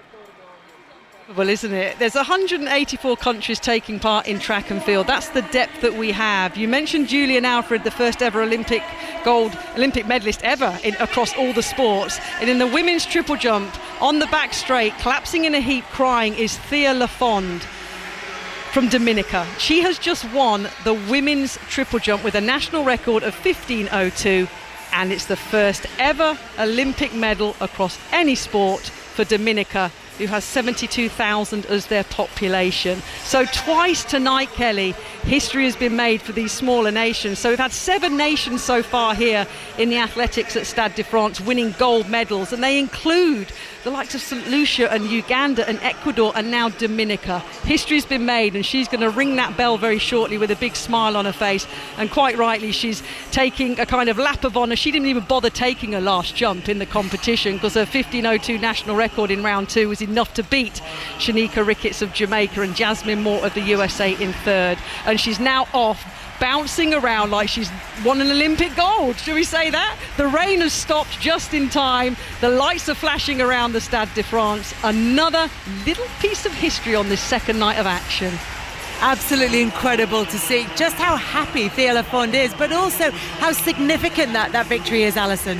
Yeah, and I think, Kath mentioned it is so difficult to get a medal, to get any Olympic medal in any sport, but in athletics, the depth, you can just pluck one athlete from a tiny country with a population of 77,000 and she becomes the Olympic champion in the triple jump. The talent pool is in every country, and it is just so difficult. It was shades of Greg Rutherford there in 2012, where when Ricketts, who was the one woman from Jamaica who could have toppled her from the top, and it was only Thea left to jump, and she didn't take it. She just stood there, crumbled to the floor, could not believe her luck, and just went and hugged her coach in the stand, and is now draped in her country's colours. And look, she came in, she was, once Rojas hasn't competed all year, so she's been the world lead, so she was the favourite coming in, but she still had to deliver. Yeah, Yulimar Rojas is the world record holder, who is just astonishing, and the Venezuelan athlete has ruptured her Achilles injury, much like Great Britain and Northern Ireland's Jasmine Sawyer, so isn't here this year in terms of the Olympics. But she won the world indoor title in March in Glasgow, Thea Lafond, and just like Julian Alfred, and we mentioned earlier, she's in the shape of her life. She's had the year of her life, and as Alison said, this shows how hard it is to win any medal in any Olympic sport, but track and field in particular. It's super. It's absolutely super to see such great things happening already in the Stade de France. And you asked at the top of the show, about athletes coming here and performing at their best. 15:02 national record. It's all you can ask. And the fact that she's come away with an Olympic, I just want to see her ring the bell now. I know, we're just waiting for her, but she set off at quite some pace on her lap of honour, and then she looks like she's come back again and she's going around the other way. So hopefully we'll be there when she reaches the bell. Catherine, is she nearly there? No, what's happened is she wanted to celebrate, but quite rightly, track etiquette. They're introducing the final event of the men's decathlon, which is the 1,500 metres. They're coming through the tunnel, which is on the first bend, because there's a couple. I'll look around, there's 4 tunnels in fact. So our 1,500 metre decathletes are coming out, so she's been paused with her celebrations. But have no fear, Kelly, she will continue and make her way to the bell very shortly. As you said, from a population of 70-odd thousand, if you say it's 50% men, 50% women, then she's probably 1 in 35,000. If you then narrow that down to the number of those who are kind of Olympic athlete age, she's probably 1 in a couple of thousand. But tonight she is absolutely unique because she is the only Dominican ever to win an Olympic medal. Earlier on, the mixed British 4x400 metre relay team ran superbly to claim a bronze medal, and after the race they spoke to Sarah Mulkerrins. The team has done such a great job in the car, the heats, and then we knew we could come in here and get a medal, and I think we all executed the game plan perfectly, and yeah, come away with bronze medal. I can't really believe it, to be honest with you. And Lavia, when it hit you, I could see the tears. You were struggling to believe it had happened, I'm sure. I was going to get emotional. I have so much faith in this team. I think a lot of people are asking why we would do the mixed 4x4, and it's because we have such strong belief in this team. So we want to thank so many people behind the scenes for believing in us. Martin Rooney, a legend in himself, Darren Campbell, the whole team at British Athletics, Team GB. Thank you to the National Lottery as well, and every single person who plays the National Lottery. We couldn't be here without you. So thank you so much for Olympic medalists because of all of you. I mean, those smiles are not going to come off your faces for quite some time, but we better talk about the actual race. And Alex, you pulled off a storming leg. Was it all about getting in that all-important position? 100%. Look, we were running to make a statement here today. We weren't here to not give ourselves the best chance. So I ran out there brave, back straight. Did what I did at Europeans and completely failed, by the way. But this time I was like, look, we're in an Olympic final. I didn't come in not to take a risk, and this time the risk paid off, and I had Amber here to carry us over the finish line in that bronze medal. Anchored it home superbly, Amber, especially when you consider the talent of Fem. Come on, were you aware of her presence? Yeah, honestly, I didn't really go home until the home straight, but like I said, these guys just set me up. What I had to do was get the battle round and be smooth with it, and the atmosphere was amazing. But I mean, we could have done without our team, Martin Rooney, Darren Campbell, and all the girls, Nicole yesterday. It's just been so unreal. I'm just so happy to come away with an Olympic medal. It just means so much. And shout out to my family who are here as well. I love you guys. Thank you for everything. Wonderful stuff. How are you going to celebrate? We've got to get ready for the We're not done. We're not done. Do you know what? In the loveliest possible way, when we've been listening to the 4x400 metre relay team who've just won bronze, we're all frowning at each other because it's practically impossible to make out what they're saying because they are so excited, Alison Kirbishley, as well they deserve to be, and they're not done yet. Double speed. I'm not sure whether that was on double speed because Amber Anning was on another level there. Yeah, I mean, look, if you want to set your week up and get ready for your individual performance, I mean, you will sleep so much sweeter with an Olympic medal under your pillow, I'm sure. Sleep? No, I promise you. I promise you, sleep doesn't come into it when you win an Olympic medal. I spot the one who's won one. And yeah. I love my sleep. No, do you know what? sleep doesn't come into I it. wish I could remember which athlete this is, but one of the gold medalists who has a TikTok account was on there using it as, you know, the gua sha things where they massage their face with a thing. She was saying I just need to depuff my face, and she was rubbing her gold medal over it and then putting it under her eyes to kind of take away the puffiness in a sort of very casual way. Like, look at my gold medal. I mean, it's just so lovely to see the tension fall away from these athletes once they've managed to achieve. I mean, it's a bronze medal for Team GB, but what a race they ran. Yeah. Oh, without a doubt. And, you know, like I say, the likes of Lavia Nielsen and Amber Anning do just have to bring themselves now down a notch and get ready for their individual. But it will be so much sweeter knowing that you've been able to do that. And they've had the feel of the track, they've come in, they've gone through the process of warm-up, into call room and everything else. But yeah, I'll never forget when I was in Sydney And I didn't make the final. There was a certain Kath Merry and Donna Fraser in the final. I didn't make the final, so I was getting ready for the relay. But I was sitting up. I'd been speaking to my family back at home. We were obviously in Sydney. Everyone else had gone to bed. And then Kelly Holmes turned up after winning a medal. And she was looking round. She had a medal. She'd been at dope control. She'd done all the media. And she arrived back at the village. It was about 1 a.m. And she was like, "Where is everyone?" And the two of us just sat and danced outside. You know, and I think that's the thing. You go back to the village. And of course the momentum. Team GB are having such a great games. The momentum is there. We've seen the kind of the welcome that Andy Murray's been getting and all of the medalists have been getting, and that does start to transcend not just through the whole team but particularly through the sports.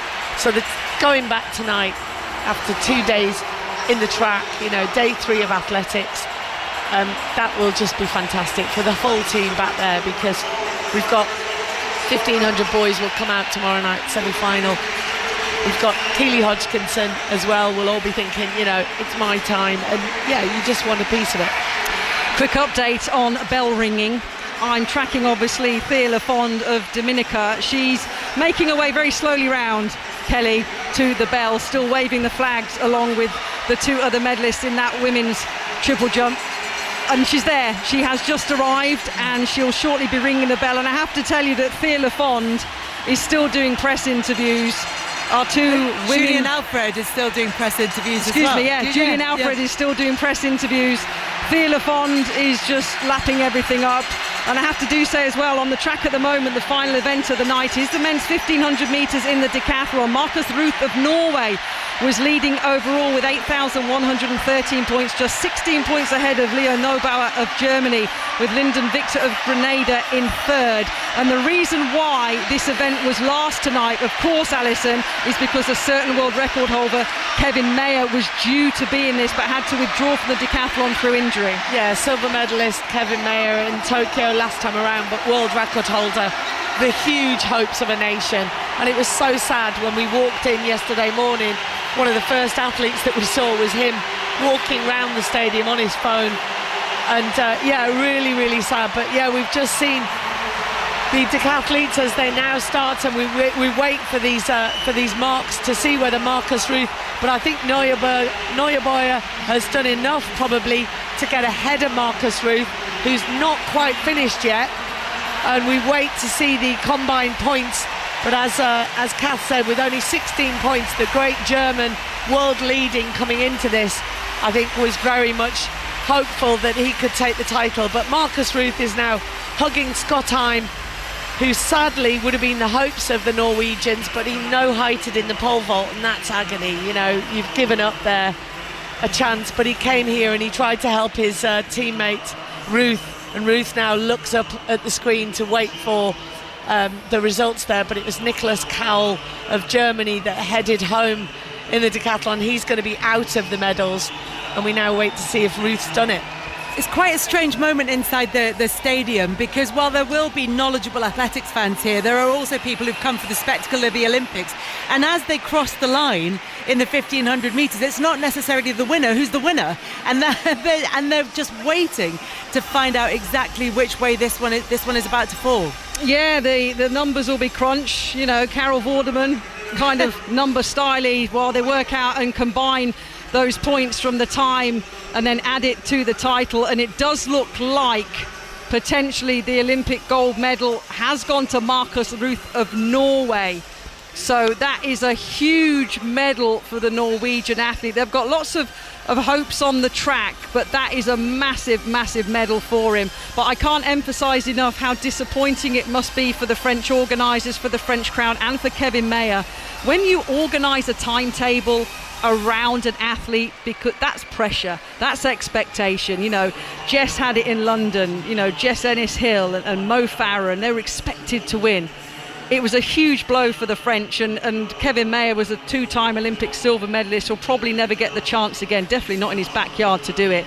But it does look like the Olympic title has gone to Norway, Alison, after 10 gruelling events over the last 2 days. Yeah, I mean, phenomenal stuff. 22 years old. He didn't finish the European Championships because he got injured in the pole vault there. So to come here and just seize the, I mean, we've been talking about Daryl Neita seizing the moment, getting in there. You know, this young guy has come here, absolutely wasn't even the best, certainly not the best in his country. Skottheim had that title, and very much the Norwegian hopes would have been with him.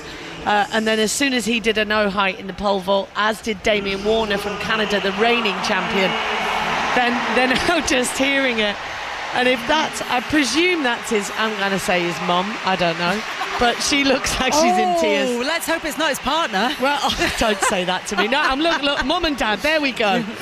Yeah, he can't believe it. Look, he's waiting. 8.796. Not just a personal best. He is now the Olympic champion, with Leo Neubauer from Germany taking the silver medal, and the Grenadian Lyndon Victor taking the bronze. Ruth, I mean, that probably won't be the first time we see the Norwegian flag behind an athlete in this stadium, with the likes of Jakob Ingebrigtsen to come. And, well, I mean, Karsten Warholm, but I'm going Alison dos Santos. But anyway, that's another thing. But yeah, I mean, that's great from the Norwegians. And again, that will be fantastic for the team as he goes back. Certainly an outside bet for a medal coming in here, Ruth. Another gold medal to go at the pool. Let's get there straight away and speak to Steve Parry, Karen Pickering and Alistair Bruce Ball. Yeah, really entertaining final on the way to finish the session tonight. The final medal up for grabs this evening. Great Britain, the Olympic champions in the mixed 4x100 metres medley relay. We'll take you through their team in a second.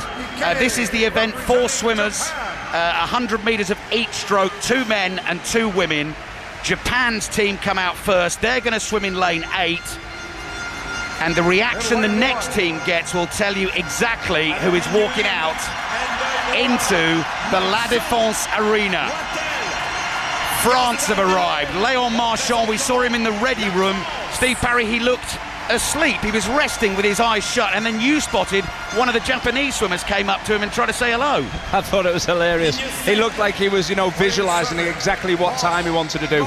Marchand here, he's coming down from his middle distance event to contribute here on a sprint 100 breaststroke in the middle of the relay. But it was funny, it's not just Kelly Cates that's fanboying Léon Marchand this week. One of the Japanese swimmers sidled up to him, bounced up and down next to him, and then offered a high five. He was desperate to get in touch with Léon Marchand. Right, here's the Great Britain team defending the Olympic crown this evening. Kathleen Dawson will swim backstroke. James Wilby will swim breaststroke. Adam Peaty not involved tonight. He, of course, part of the team that won the Olympic title in Tokyo. Duncan Scott has been given the butterfly, Karen, and Anna Hopkin, who's already swum tonight in the women's 50-metre freestyle semi-finals, gets the freestyle at the end. Yeah, it's a great shout putting Duncan Scott on this. He was excellent leading off his 200 medley. Great split for the first 50, and potentially he's got an opportunity to grab the fly leg in the men's medley relay final from this. Yeah, 2 medley relay finals tomorrow night for men and women in the 4x100. This is the mixed event tonight. On the track tonight, of course, the mixed 4x400. Great Britain put in a sensational performance to win the bronze medal.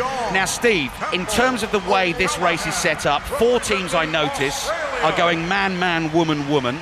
France, China, USA, Japan. The other 4 teams, including Great Britain, are going woman, man, man, woman. But every single team has a woman swimming the last leg, the freestyle. Yeah, and there's a good reason for that. If you look at the statistical difference in times between the men's world record and the women's world record, the biggest advantage you get by swimming a man first is that you get a bigger advantage on the backstroke and the breaststroke. But not everyone has great swimmers, are blessed with great swimmers from each country. So you've got to put forward the best combination that you can. If you had bad swimmers across the board, you would go man, man, woman, woman.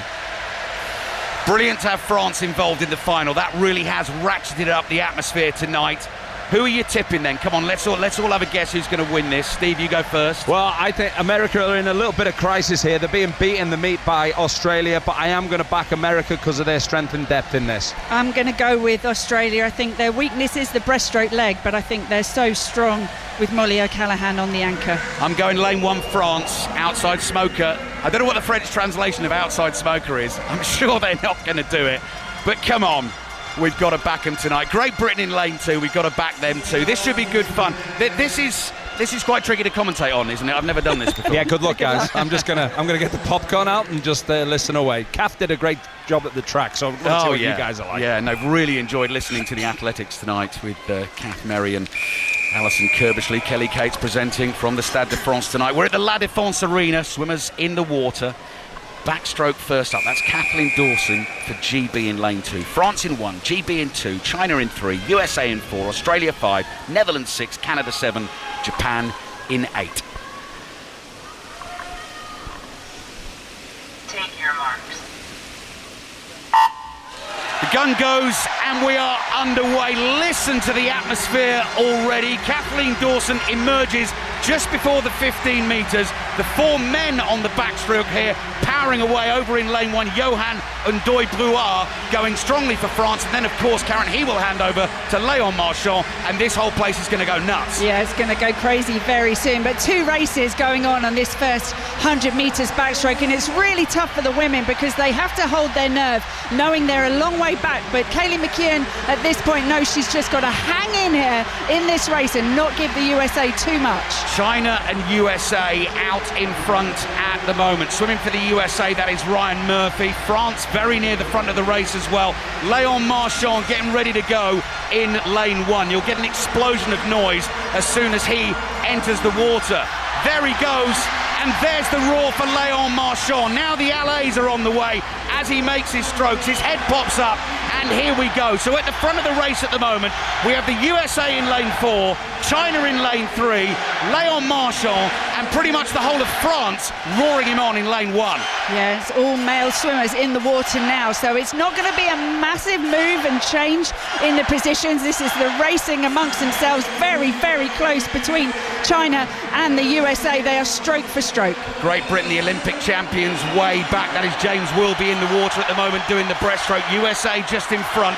25 metres to go at the breaststroke. Léon Marchand doing his absolute best to keep France in touch here, and you can tell every time his head's popping up out of the water because you can hear it here on 5 Live and BBC Sounds. But this a race at the moment between China and the USA, Australia trying to come back into it, and now we move to the butterfly. So Duncan Scott is going to swim the butterfly for Great Britain, and he's waiting and waiting and waiting for the takeover. China just in front against the USA, and in the water for France, Marie Wattel in lane 1. Yeah, and this is where the big change has got to happen. If Australia are going to get in the gold medal position, it's Matt Temple in the water going against Gretchen Walsh and Yang Zhufei of China, the 2 female swimmers. Matt Temple closing down on them. Yeah, Matt Temple going well. Gretchen Walsh just out in front of this race, just ahead of the Chinese swimmer Zhang. Duncan Scott has hit the turn, desperately trying to get Great Britain back involved. Anna Hopkin is going to be on the freestyle. Matt Temple absolutely thundering down, 25 metres to go of his length of butterfly here. And we are heading towards the last 100 metres of this race. USA will touch first. Tori Husk into the water for them. Yang Junxuan in for China, and Anna Hopkin throws herself into the water now, and Great Britain currently in 6th place, 7th place I think in this race. It's USA, it's China, but Australia are coming on strong with Molly O'Callaghan, and France aren't out of this yet either. France are having an absolutely storming race in lane 1. Molly O'Callaghan, remember how fast she is on the second 50. She will be bearing down on the USA and China, who are leading at the moment. Molly O'Callaghan feels the need for speed. Here she comes down lane 5. USA still in front, just in front of China here. Swimming for the USA is Gretchen Walsh up against Yang Junwan of China. 15 metres to go. It's still the USA out in front. She's holding on. Tori Husk, who gets the touch at the end? It's the USA in a world record time. They get the gold medal. China takes silver. Australia take the bronze. It was too much for Molly O'Callaghan to do.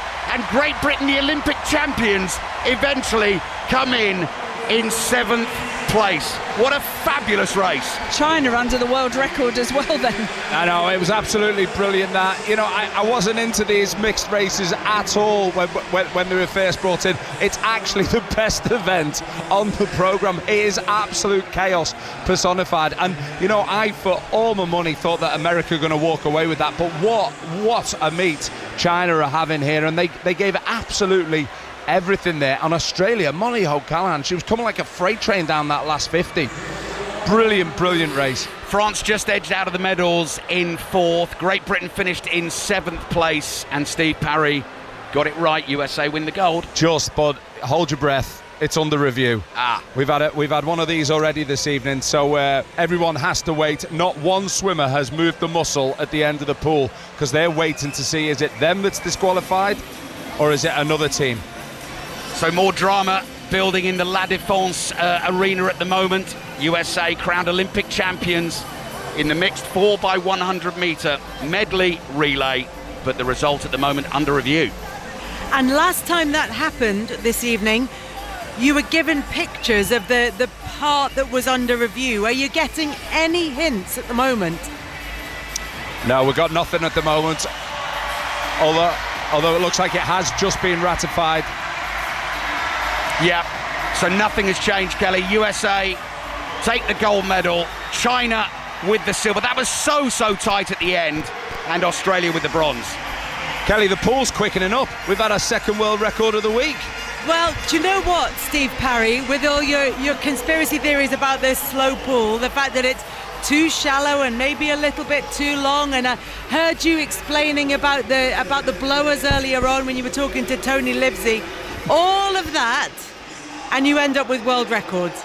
I know, I just think the swimmers are just getting better through the meet, or maybe the pool's warming up, or maybe they shortened it a little bit. Maybe they're getting used to it, maybe they've turned the blowers off, maybe that's all happening, or maybe they would be even faster in a different pool. That's possible as well. I know, but you know what, I did have a look. The conspiracy theory continues up until that race. You have to go back as far as 1952 for there only have been one world record at an Olympics. So, you know, we do get more than that. The stats don't lie, kind of. I have to say, we've got one more night to come at the swimming, but I do like the fact that we're coming to the end and we're still pushing this theory, and every night you're coming back with more stats that are backing up the idea that this is a slow pool. And we need to remind ourselves that the reason that has happened is because they're trying to fit in some more seats round about, so they don't want to have the pool too high above the surface, because if they do that, then they miss out on more supporters who are able to watch the swimming. And actually, it's been such a great meet in terms of the quality and the closeness of the racing that it would be a shame for people not to meet on it. And no matter how or what the times are, the closeness of those races has been what's made this a great meet so far. And it has been wonderful. It's by far and away the best swim meet that I have ever been to. Not just Léon Marchand, but the racing, Karen, has been absolutely superb. And the head-to-heads, we've just had a treat. And we're getting another one ourselves. Katie Ledecky's coming out here to get her gold medal. But I was going to leave it for you in reception, Kelly. I was reading an Indiana State University study on how pools are made slow. It is only 15,000 words. I'll leave it at reception for you. You can get stuck into it tonight. I am deep into that rabbit hole. Thank you very much for that, Steve Parry. Your legacy from these Olympic Games has been sending me into conspiracy theories. Thank you to Karen Pickering as well. Thank you very much to Alistair Bruce. Well, I'll tell you what though, new team here at the Stade de France. The athletics isn't going too badly. We've had a bronze medal for Team GB. We've had a first ever Olympic gold medal for St. Lucia. We've had a first ever Olympic gold medal as well for Dominica, and we'll be reflecting on all of that after the BBC News with Dan Maudsley. The voice of the UK. This is BBC Radio 5 Live. Good evening. The Home Secretary, Yvette Cooper, has warned that disorder will be punished following unrest in several cities across England and Northern Ireland. Tensions have been high after the killing of 3 young girls last Monday in Southport. Ms Cooper said the government had given the police its full backing to deal with thuggery. Well, Merseyside police say a number of officers have been injured in the centre of Liverpool and 4 men were arrested in Stoke-on-Trent. Meanwhile, 12 arrests have been made in Sunderland after last night's unrest. Our correspondent Thomas McGill has been following developments. There's been so many planned and unplanned sporadic levels of protests taking place today by far-right groups and by anti-racism groups as well, so counter-groups to the far-right. In Sunderland, I mentioned what happened yesterday. Stoke, riot police have been deployed to the scene there. Huge numbers, Staffordshire police say, are out on the streets, and the police are dealing with disorder there. Masked men with batons, fireworks and sticks are on the streets. Well, we have just had an update, actually, from Staffordshire Police, who say 3 of its officers suffered minor injuries during protests near Stoke-on-Trent. 10 people, we hear now, have been arrested on suspicion of offences including assault, violent disorder and racial or religious threatening behaviour. The force has also countered social media claims that 2 men were stabbed, saying they had actually been hurt when a blunt instrument was thrown in the air. They were taken to hospital, and police say their injuries are not serious. In Hull, 3 police officers were injured when a group of people gathered outside a hotel which houses asylum seekers. In the city centre, windows of at least 1 shop was smashed and a shoe store was ransacked and its stock set alight. Well, in other news, there's been international condemnation of an attack by Islamist militants in Somalia, which killed at least 37 people. The assault on a beach in the capital Mogadishu was carried out by the group Al-Shabaab, which has been fighting the government for 17 years. And the US Embassy in Beirut has joined the UK in urging its citizens to leave Lebanon. Iran and its allies have promised retaliation after the assassination of the Hamas leader Ismail Haniyeh in Tehran and Israel's killing of a Hezbollah commander in Beirut. Well, that's the latest. Stephen Nolan will be here from 10 with more on all of today's news. Updates too on the BBC News app and online. Driven through the covers. Every huge boundary. Clobbered over her head. Away to the boundary for 4. Every huge 6. Fielder underneath it, can only watch it go over his head. Every wicket. Should be a simple catch. She's gone. Catch it all. The 100 continues. On BBC Radio 5 Sports Extra. On the BBC Sport website and app. And on BBC Sounds. The Olympic Games, Paris 2024. With Kelly Kids. On BBC Radio 5 Live. Hello, coming up for you very shortly, we've got Ireland's Kelly Harrington fighting Brazil's Beatriz Soares Ferreira in the women's 60kg semi-final. She's aiming to retain her Olympic title. Commentary of that. But first, here in the Stade de France, Julian Alfred has won St Lucia's first ever Olympic medal in the women's 100 metres final. She is the fastest woman in the world, and she's been speaking to Sarah Mulkerrins. Julian, you have that wonderful flag draped around you. You've won a first Olympic medal for St Lucia. How good does that feel? It feels amazing right now. I'm going through the motions right now. Still haven't really, it hasn't sunk in as yet. And you pulled off a superb race, a national record, and you pulled clear. Yeah, I did. I actually just go out there and trust myself, trust my coach, and most importantly, trust God. What do you think the celebrations will be like right now back in St Lucia? I'm sure they're having a time, playing music, celebrating, drinking beer, I don't know. Congratulations. Thank you. That was Julian Alfred. I just want to say, Alison Kirbishley, this is the woman that you described as quite quiet, not really very outgoing, a little bit shy perhaps. She was down there doing media for, the best part of an hour, I think, after her race, and she's suddenly very forthcoming. It's all been going on inside, and now there's the release. Yeah, the emotions are clearly coming out. You could hear that in her answers there to Sarah. I think you could almost hear the smile on her face, but I think in that time it won't have sunk in yet. I think it'll be once she gets hold of her phone and she's speaking to all of her friends, her family, her coach back in the warm-up area, and then she can start to actually compute what's just gone on and watch her race back. She didn't just dip for the line, she absolutely annihilated the field. To have a gap that big in the 100 metres when there really wasn't that much between all of them. I mean, I had a quick look at the head-to-heads before they all lined up, and very much so it was all on Sha'Carri. Sha'Carri had the head-to-head with pretty much everyone except Talu. Talu had beaten Sha'Carri Richardson 6 times to 4. But when Sha'Carri had gone up against Julian Alfred, she's beaten her on 3 occasions. Alfred's beaten Sha'Carri on 1. Well, she's beaten her twice now, and the one that really mattered was tonight. And I think she won that in the semi-final. She won it coming out of the semi-final, her composure and everything else. Really, really sad not to see Shelley-Ann Fraser-Price lining up in the semi-final, but, you can only beat who you line up. And we're still waiting to hear news of her withdrawal from that event. But in the meantime, if you want to hear more from Julian Alfred, you can listen to a special BBC World Service podcast. It's called The Warm-Up Track 2024, Julian Alfred chasing St Lucia's first Olympic medal. Well, we know how that ends now. It's available to download right now on BBC Sounds. Great Britain's Daryl Neita finished 4th in that race. She also had a chat with Sarah. Daryl, there must be just the full range of emotions for you. Yeah, I'm finding it hard to find words at the minute for that. Literally speechless. So close to the medal, like so close. Just watching the race back, I think I put a good race together. I came 4th in the final, progression from my last 100-metre final in Tokyo where I came last. So it's an amazing progression.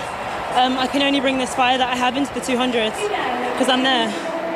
I mean, you will be taking things like that, the positivities. How were you feeling beforehand? Were there great. I was feeling great, really composed.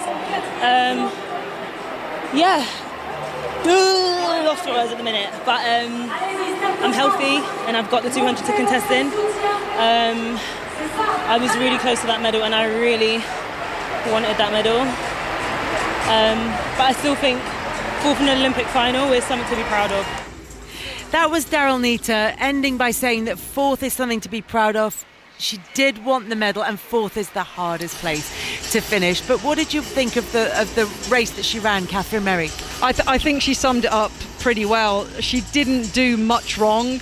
I think sometimes for an athlete at major championships, obviously there's none bigger for us than the Olympics, that it's worth sometimes finishing 4th, and sometimes you think, well, actually I'd rather finish 6th or 7th because you're a little bit away from the medals. But to put it into context, Daryl Neita came 4th and ran 10.96 seconds. Her lifetime best is 10.90. It could have got her a bronze medal. So as an athlete, you're like, if I'd have just done this a bit different or that a bit different, I could have got on that podium. But that's the way it goes, and I don't think she did that much wrong in her race at all in any shape or form. And she's a very good 200-metre runner as well. She's just outside 22 seconds at her best over 200, and many believe that's her best distance. So she'll again be ready to rock and roll when she doubles the distance. And Alison, just quickly, because the one criticism that you would have had of Daryl Neita before this is that she maybe doesn't perform in finals the way that she does in semi-finals and heats. Was this close enough to her best to put those fears aside? Yeah, I think the performance was a lot better from her. I think when she breaks down that race with her coach Marcus Aureli, they will start to look at the latter part, the last sort of 40 metres. She was heading Sha'Carri Richardson at 50 metres without a doubt. So what does Sha'Carri do in that last 50 to get her into a silver medal, and Daryl finishing 4th? And I think that's just about kind of that, and she will put all of that frustration without a doubt into the 200. And I agree with Kath. She's learning to love the 200, and I think she's such a rangy athlete that when she's flowing, she can do great things in the 200. And I think this year she's believing that. She got a medal at the Europeans. She finished 2nd there. I think she's got a real opportunity to get into the final. I'm not saying hang a medal round her neck, but to get into the final and just have some more self-belief. And that starts tomorrow. Yes. Incidentally, the heats of the women's 200 metres are tomorrow morning, and I can tell you that Daryl Neita will line up in heat number 3 in lane number 5 next to Sharika Jackson of Jamaica, who decided just to concentrate on the 200 metres here, and Julian Alfred is due to be back in the 200 metres. Lots to look forward to there. Elsewhere, Germany have beaten Switzerland on penalties to reach the semi-finals of the women's football. They'll play Emma Hayes' USA in the last 4 if they beat Japan after extra time. The host France is drawing 0-0 with Brazil. The winner of that one will play Spain in the semi-finals. They edged past Colombia on penalties earlier on. In the boxing, it's a semi-final for Ireland. Kelly Harrington. Let's join Steve Bunce. And is it Conor McNamara or Jonathan Overend made his way over there? it's Conor who's here, and I'm very much looking forward to this one. The women's 60 kg semi-final. Win this, and it's at least silver. Kelly Harrington against Beatrice Ferreira, a rematch of the Olympic final in Tokyo. And Kelly Harrington has got the hopes of Ireland behind her here. There is a lot of Irish tricolours on display, a lot of green shirts, a lot of support for Kelly Harrington. There is a lot of support for Kelly Harrington, and that's because she is a massive star in Ireland. You need to be in Ireland at a sporting event. You need to be in Ireland on a lively night, and you get the presence of Kelly Harrington. People will talk about Kelly Harrington. She'll be a guest of honour. She's an enormous Irish boxing star. She's trying to defend her Olympic title. She's defended her world titles, her European titles. She's taken over completely from Katie Taylor on the amateur side of business. Tonight she fights the woman she fought in the final 4 years ago or 3 years ago in Tokyo. And about 2.5 months ago, Connor, we got wind of the draw, and it had some seed in it. The seeding is bizarre, but we knew, and we did it for our fingers, we knew it seeded Beatrice Ferreira, B as we call her, and Kelly Harrington in the same side of the draw. People talk about cruel draws in your game football. Cruel draws, forget it. That's the draw of death. That Beatrice Ferreira and Kelly Harrington are in the same side of it. It's absolutely ridiculous. This semi-final ain't big enough for the pair of them. One is going to go home with bronze, one is going to advance and challenge for gold in the Olympic final. Kelly Harrington out of the red corner walks into the arena with a stern face, but then leans forward and jiggles her shoulders and cocks her neck, and she means business in the north of Paris tonight. She does mean business in the north of Paris tonight, and that's understandable. There's so much at stake here. It's a chance to do the double, and let's get it right, Katie Taylor didn't do, and she lived in Katie Taylor's shadow for a long time. I'm not saying there was hate and animosity, but that shadow was big, it was long, and it stayed in the amateur business a long time, and Kelly was in it for a long time. Here comes Beatrice Ferreira, age 31, 5'4" tall, 3 inches shorter than Kelly Harrington, from Salvador in northeast Brazil. Turned pro 2 years ago. She's also had a career in the Brazilian Armed Forces, and she is looking for revenge for that final defeat in Tokyo 3 years ago. Comes from a big boxing family. Her father, a 2-time national champion in Brazil, and he's also her coach. He's also her coach, and she has been looking for revenge since that July night. She has been waiting since that summer. I've just spoken 5 minutes ago to her manager, and he said, Bunsey, watch the pressure B puts her under. But we knew that was going to be. He hasn't given me the inside information. He's only reinforced what common sense tells you is going to happen. But still, it's inside track, Connor, and we love inside track. There was a real buzz around the Ireland boxing team before these games. 10 Irish boxers qualified for Paris. Not since 1960 have Ireland had so many at an Olympic Games, but it has been tough going for them here in Paris. Dean Clancy, Aoife O'Rourke, Ada Walsh, Gráinne Walsh, Michaela Walsh, all eliminated in their opening bout, and so Ireland turns to Kelly Harrington, who had a bye to the quarter-final. She came through that with a win over Italy's Alicia Miziano, and now here she goes, the first of 3-minute rounds in the lightweight division at the Paris Olympics. This is the women's semi-final. Kelly Harrington in red, Beatrice Ferreira in blue. Ferreira in the centre of the ring with the bright orange shoes. Harrington trying to get in and land a few early shots. Defensive guard being put up by Ferreira, and they're teasing each other out here in the early stages. Both have swung and missed. No one's really landed firm. That was good from Harrington, jabbing in to the chin, and the referee comes in to separate them. 2.5 minutes to go in round one. I think of this Olympics, and I've seen Kelly in World, Europeans, and obviously at the Olympics. I think this is her best Olympics. Forget the 34 years. She's getting better, she's getting sharper, and she'll need to be tonight, Connor. There's a swagger about Harrington tonight. She's dancing in there, but she was caught by a firm, solid right from Ferreira there. These two boxers know each other well. They know each other's style inside out. They've been in training camps, they've shared the ring a couple of times. As you say, they know each other well.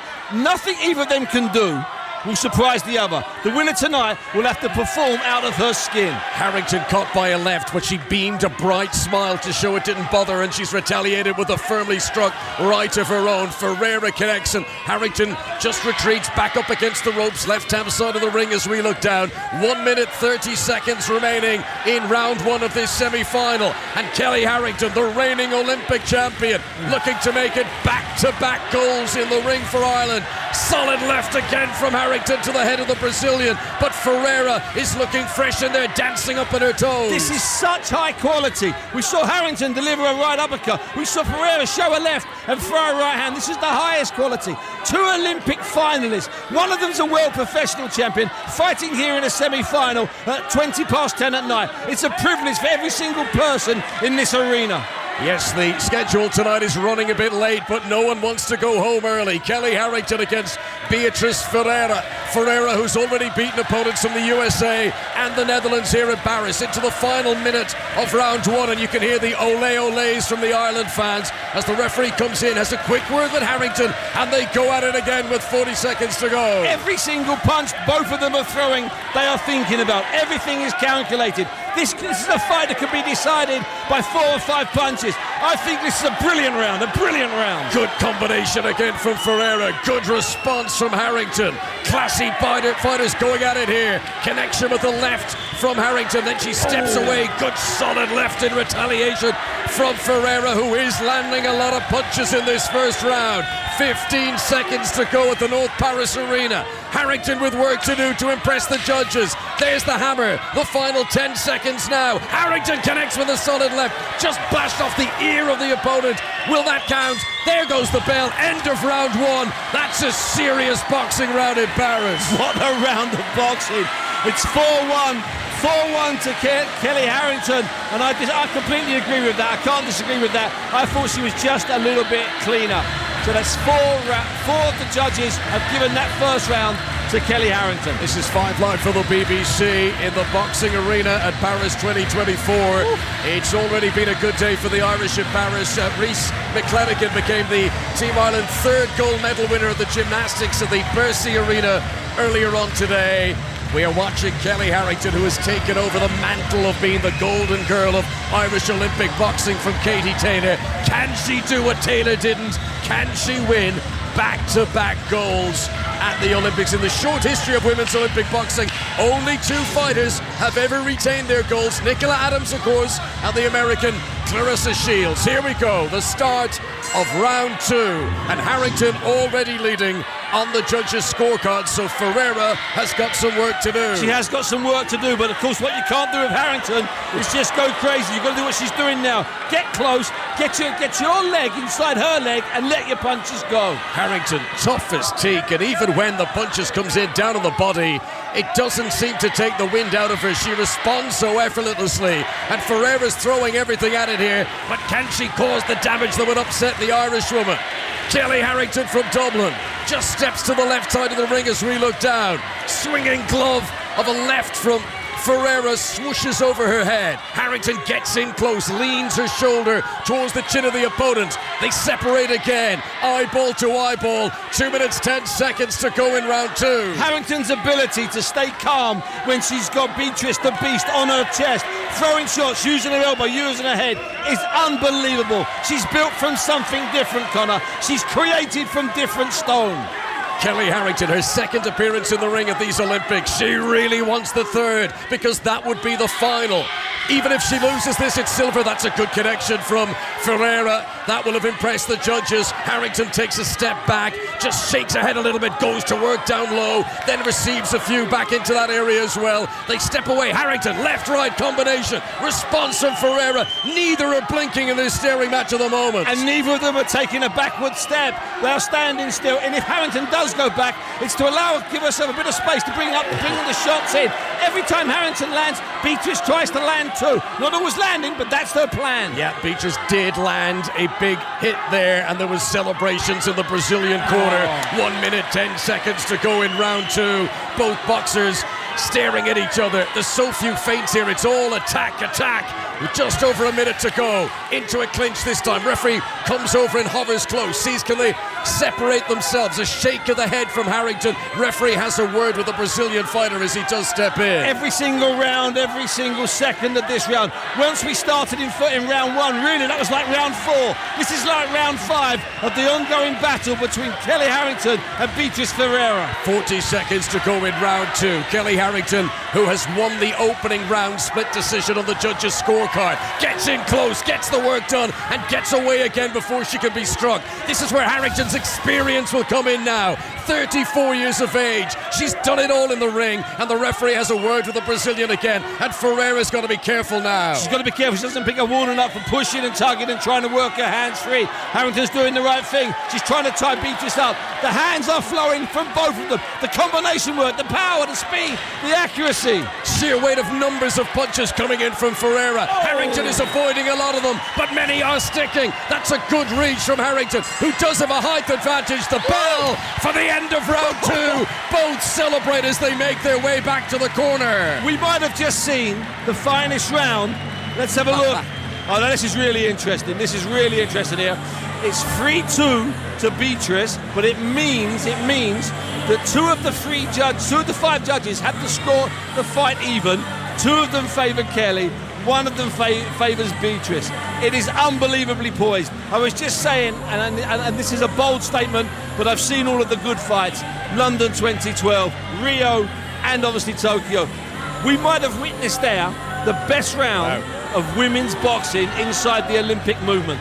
That was absolutely stunning. Well, that is the opinion of Steve Bunsen. Listeners at 5 Live know the gravitas that comes with that. We are getting ready for round 3. Harrington won the first round. Ferreira came out thundering in the second. Who is going to tip the balance in their favour in round 3? There's the bell and straight into the centre of the ring, and both are flinging punches. Both believe they can go and win this third round. Both know they can go and win this third round. If Kelly has a bit of luck at range and Beatrice can get close and clean, they can both steal this round. The energy in this fight, the high scoring, both picking up points on judges' scorecard time again. Really solid right from Ferreira. Tries the same punch again, but Harrington had stepped away to the left. Uppercut from Ferreira up into the head of Harrington there, and Harrington trying to lean forward with those shoulders of hers and get a bit of muscle into these punches that are landing with 2 minutes 20 seconds to go in the fight. This is not like a normal fight. It's not like a normal final. There's far more at stake here. There's the woman that has vowed never to turn amateur, and there's the woman who has turned professional and won one of Katie Taylor's old titles.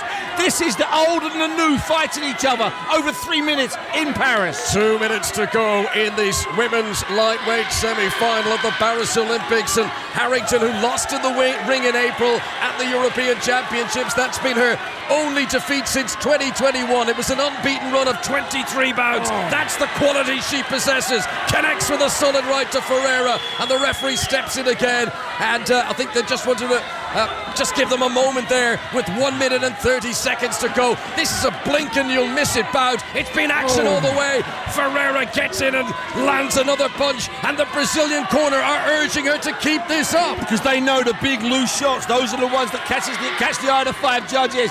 With about 80 seconds left, I think Kelly has to find an extra gear to save her dream, to save Ireland's dream. Ireland's only defending Olympic champion at these games. Started the fight well, has been under pressure since the start of the second round. The Brazilian Beatriz Ferreira growing in stature all the time, and this is where Harrington has to show that quality to get into the final now. She's done it all in her career.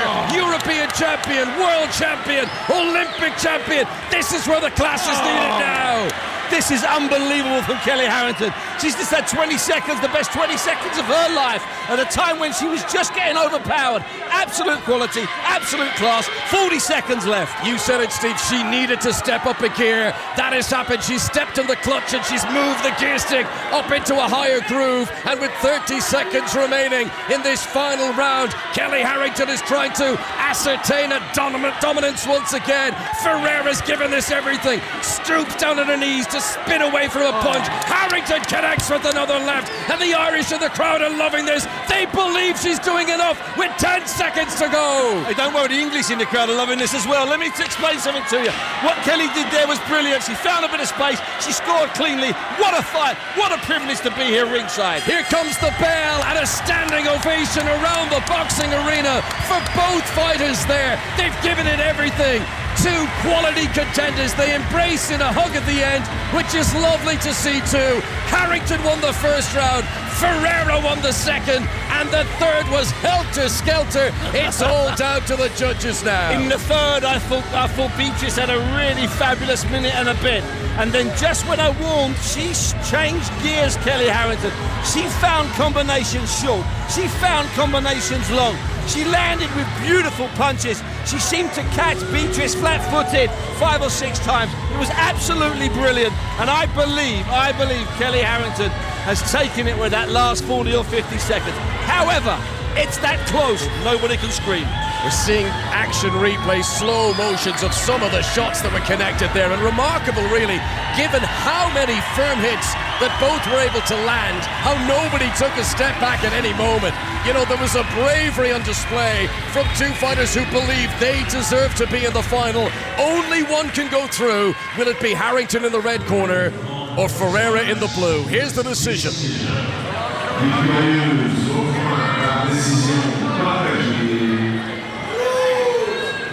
Advancing to the gold medal final in the red corner, Kelly Harrington will get to defend her Olympic crown in the final of the women's lightweight.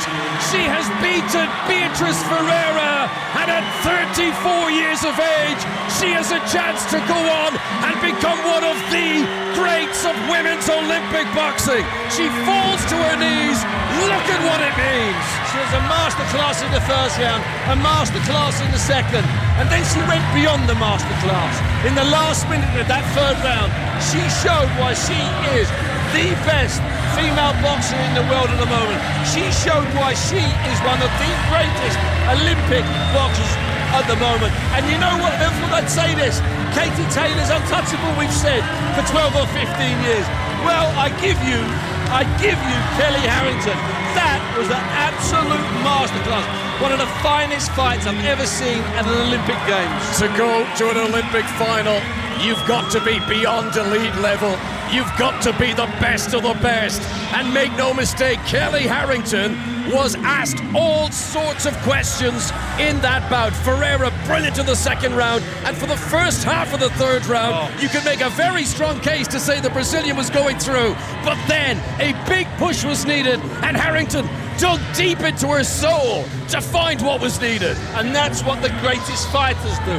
The greatest runners, the greatest swimmers, the greatest gymnasts, the greatest any athlete. Anybody that gets on the plane and gets off the plane at these Olympics, the 10,000 of them, the greatest, the elite 10, 15 or 20, do what Kelly Harrington did in that ring tonight. And I expect it, but it's still a privilege. So, Kelly Harrington departs, tears in her eyes, the emotion of the situation coming through. Beatriz Ferreira will go home with bronze, but Harrington is going to the final and looking to continue her destiny towards gold again. Connor and Bunty, thank you so much. What a way to end this evening's Olympics coverage, featuring Catherine Merry and Alison Kirbishley here at the Stade de France as well. We're back from 9 tomorrow morning. Includes the final of the men's 100 metres final tomorrow evening. Tonight, Stephen Nolan on the way at 10 o'clock. But before that, the great Michael Johnson in conversation with Mark Chapman. They chat about the action here in Paris and loads more.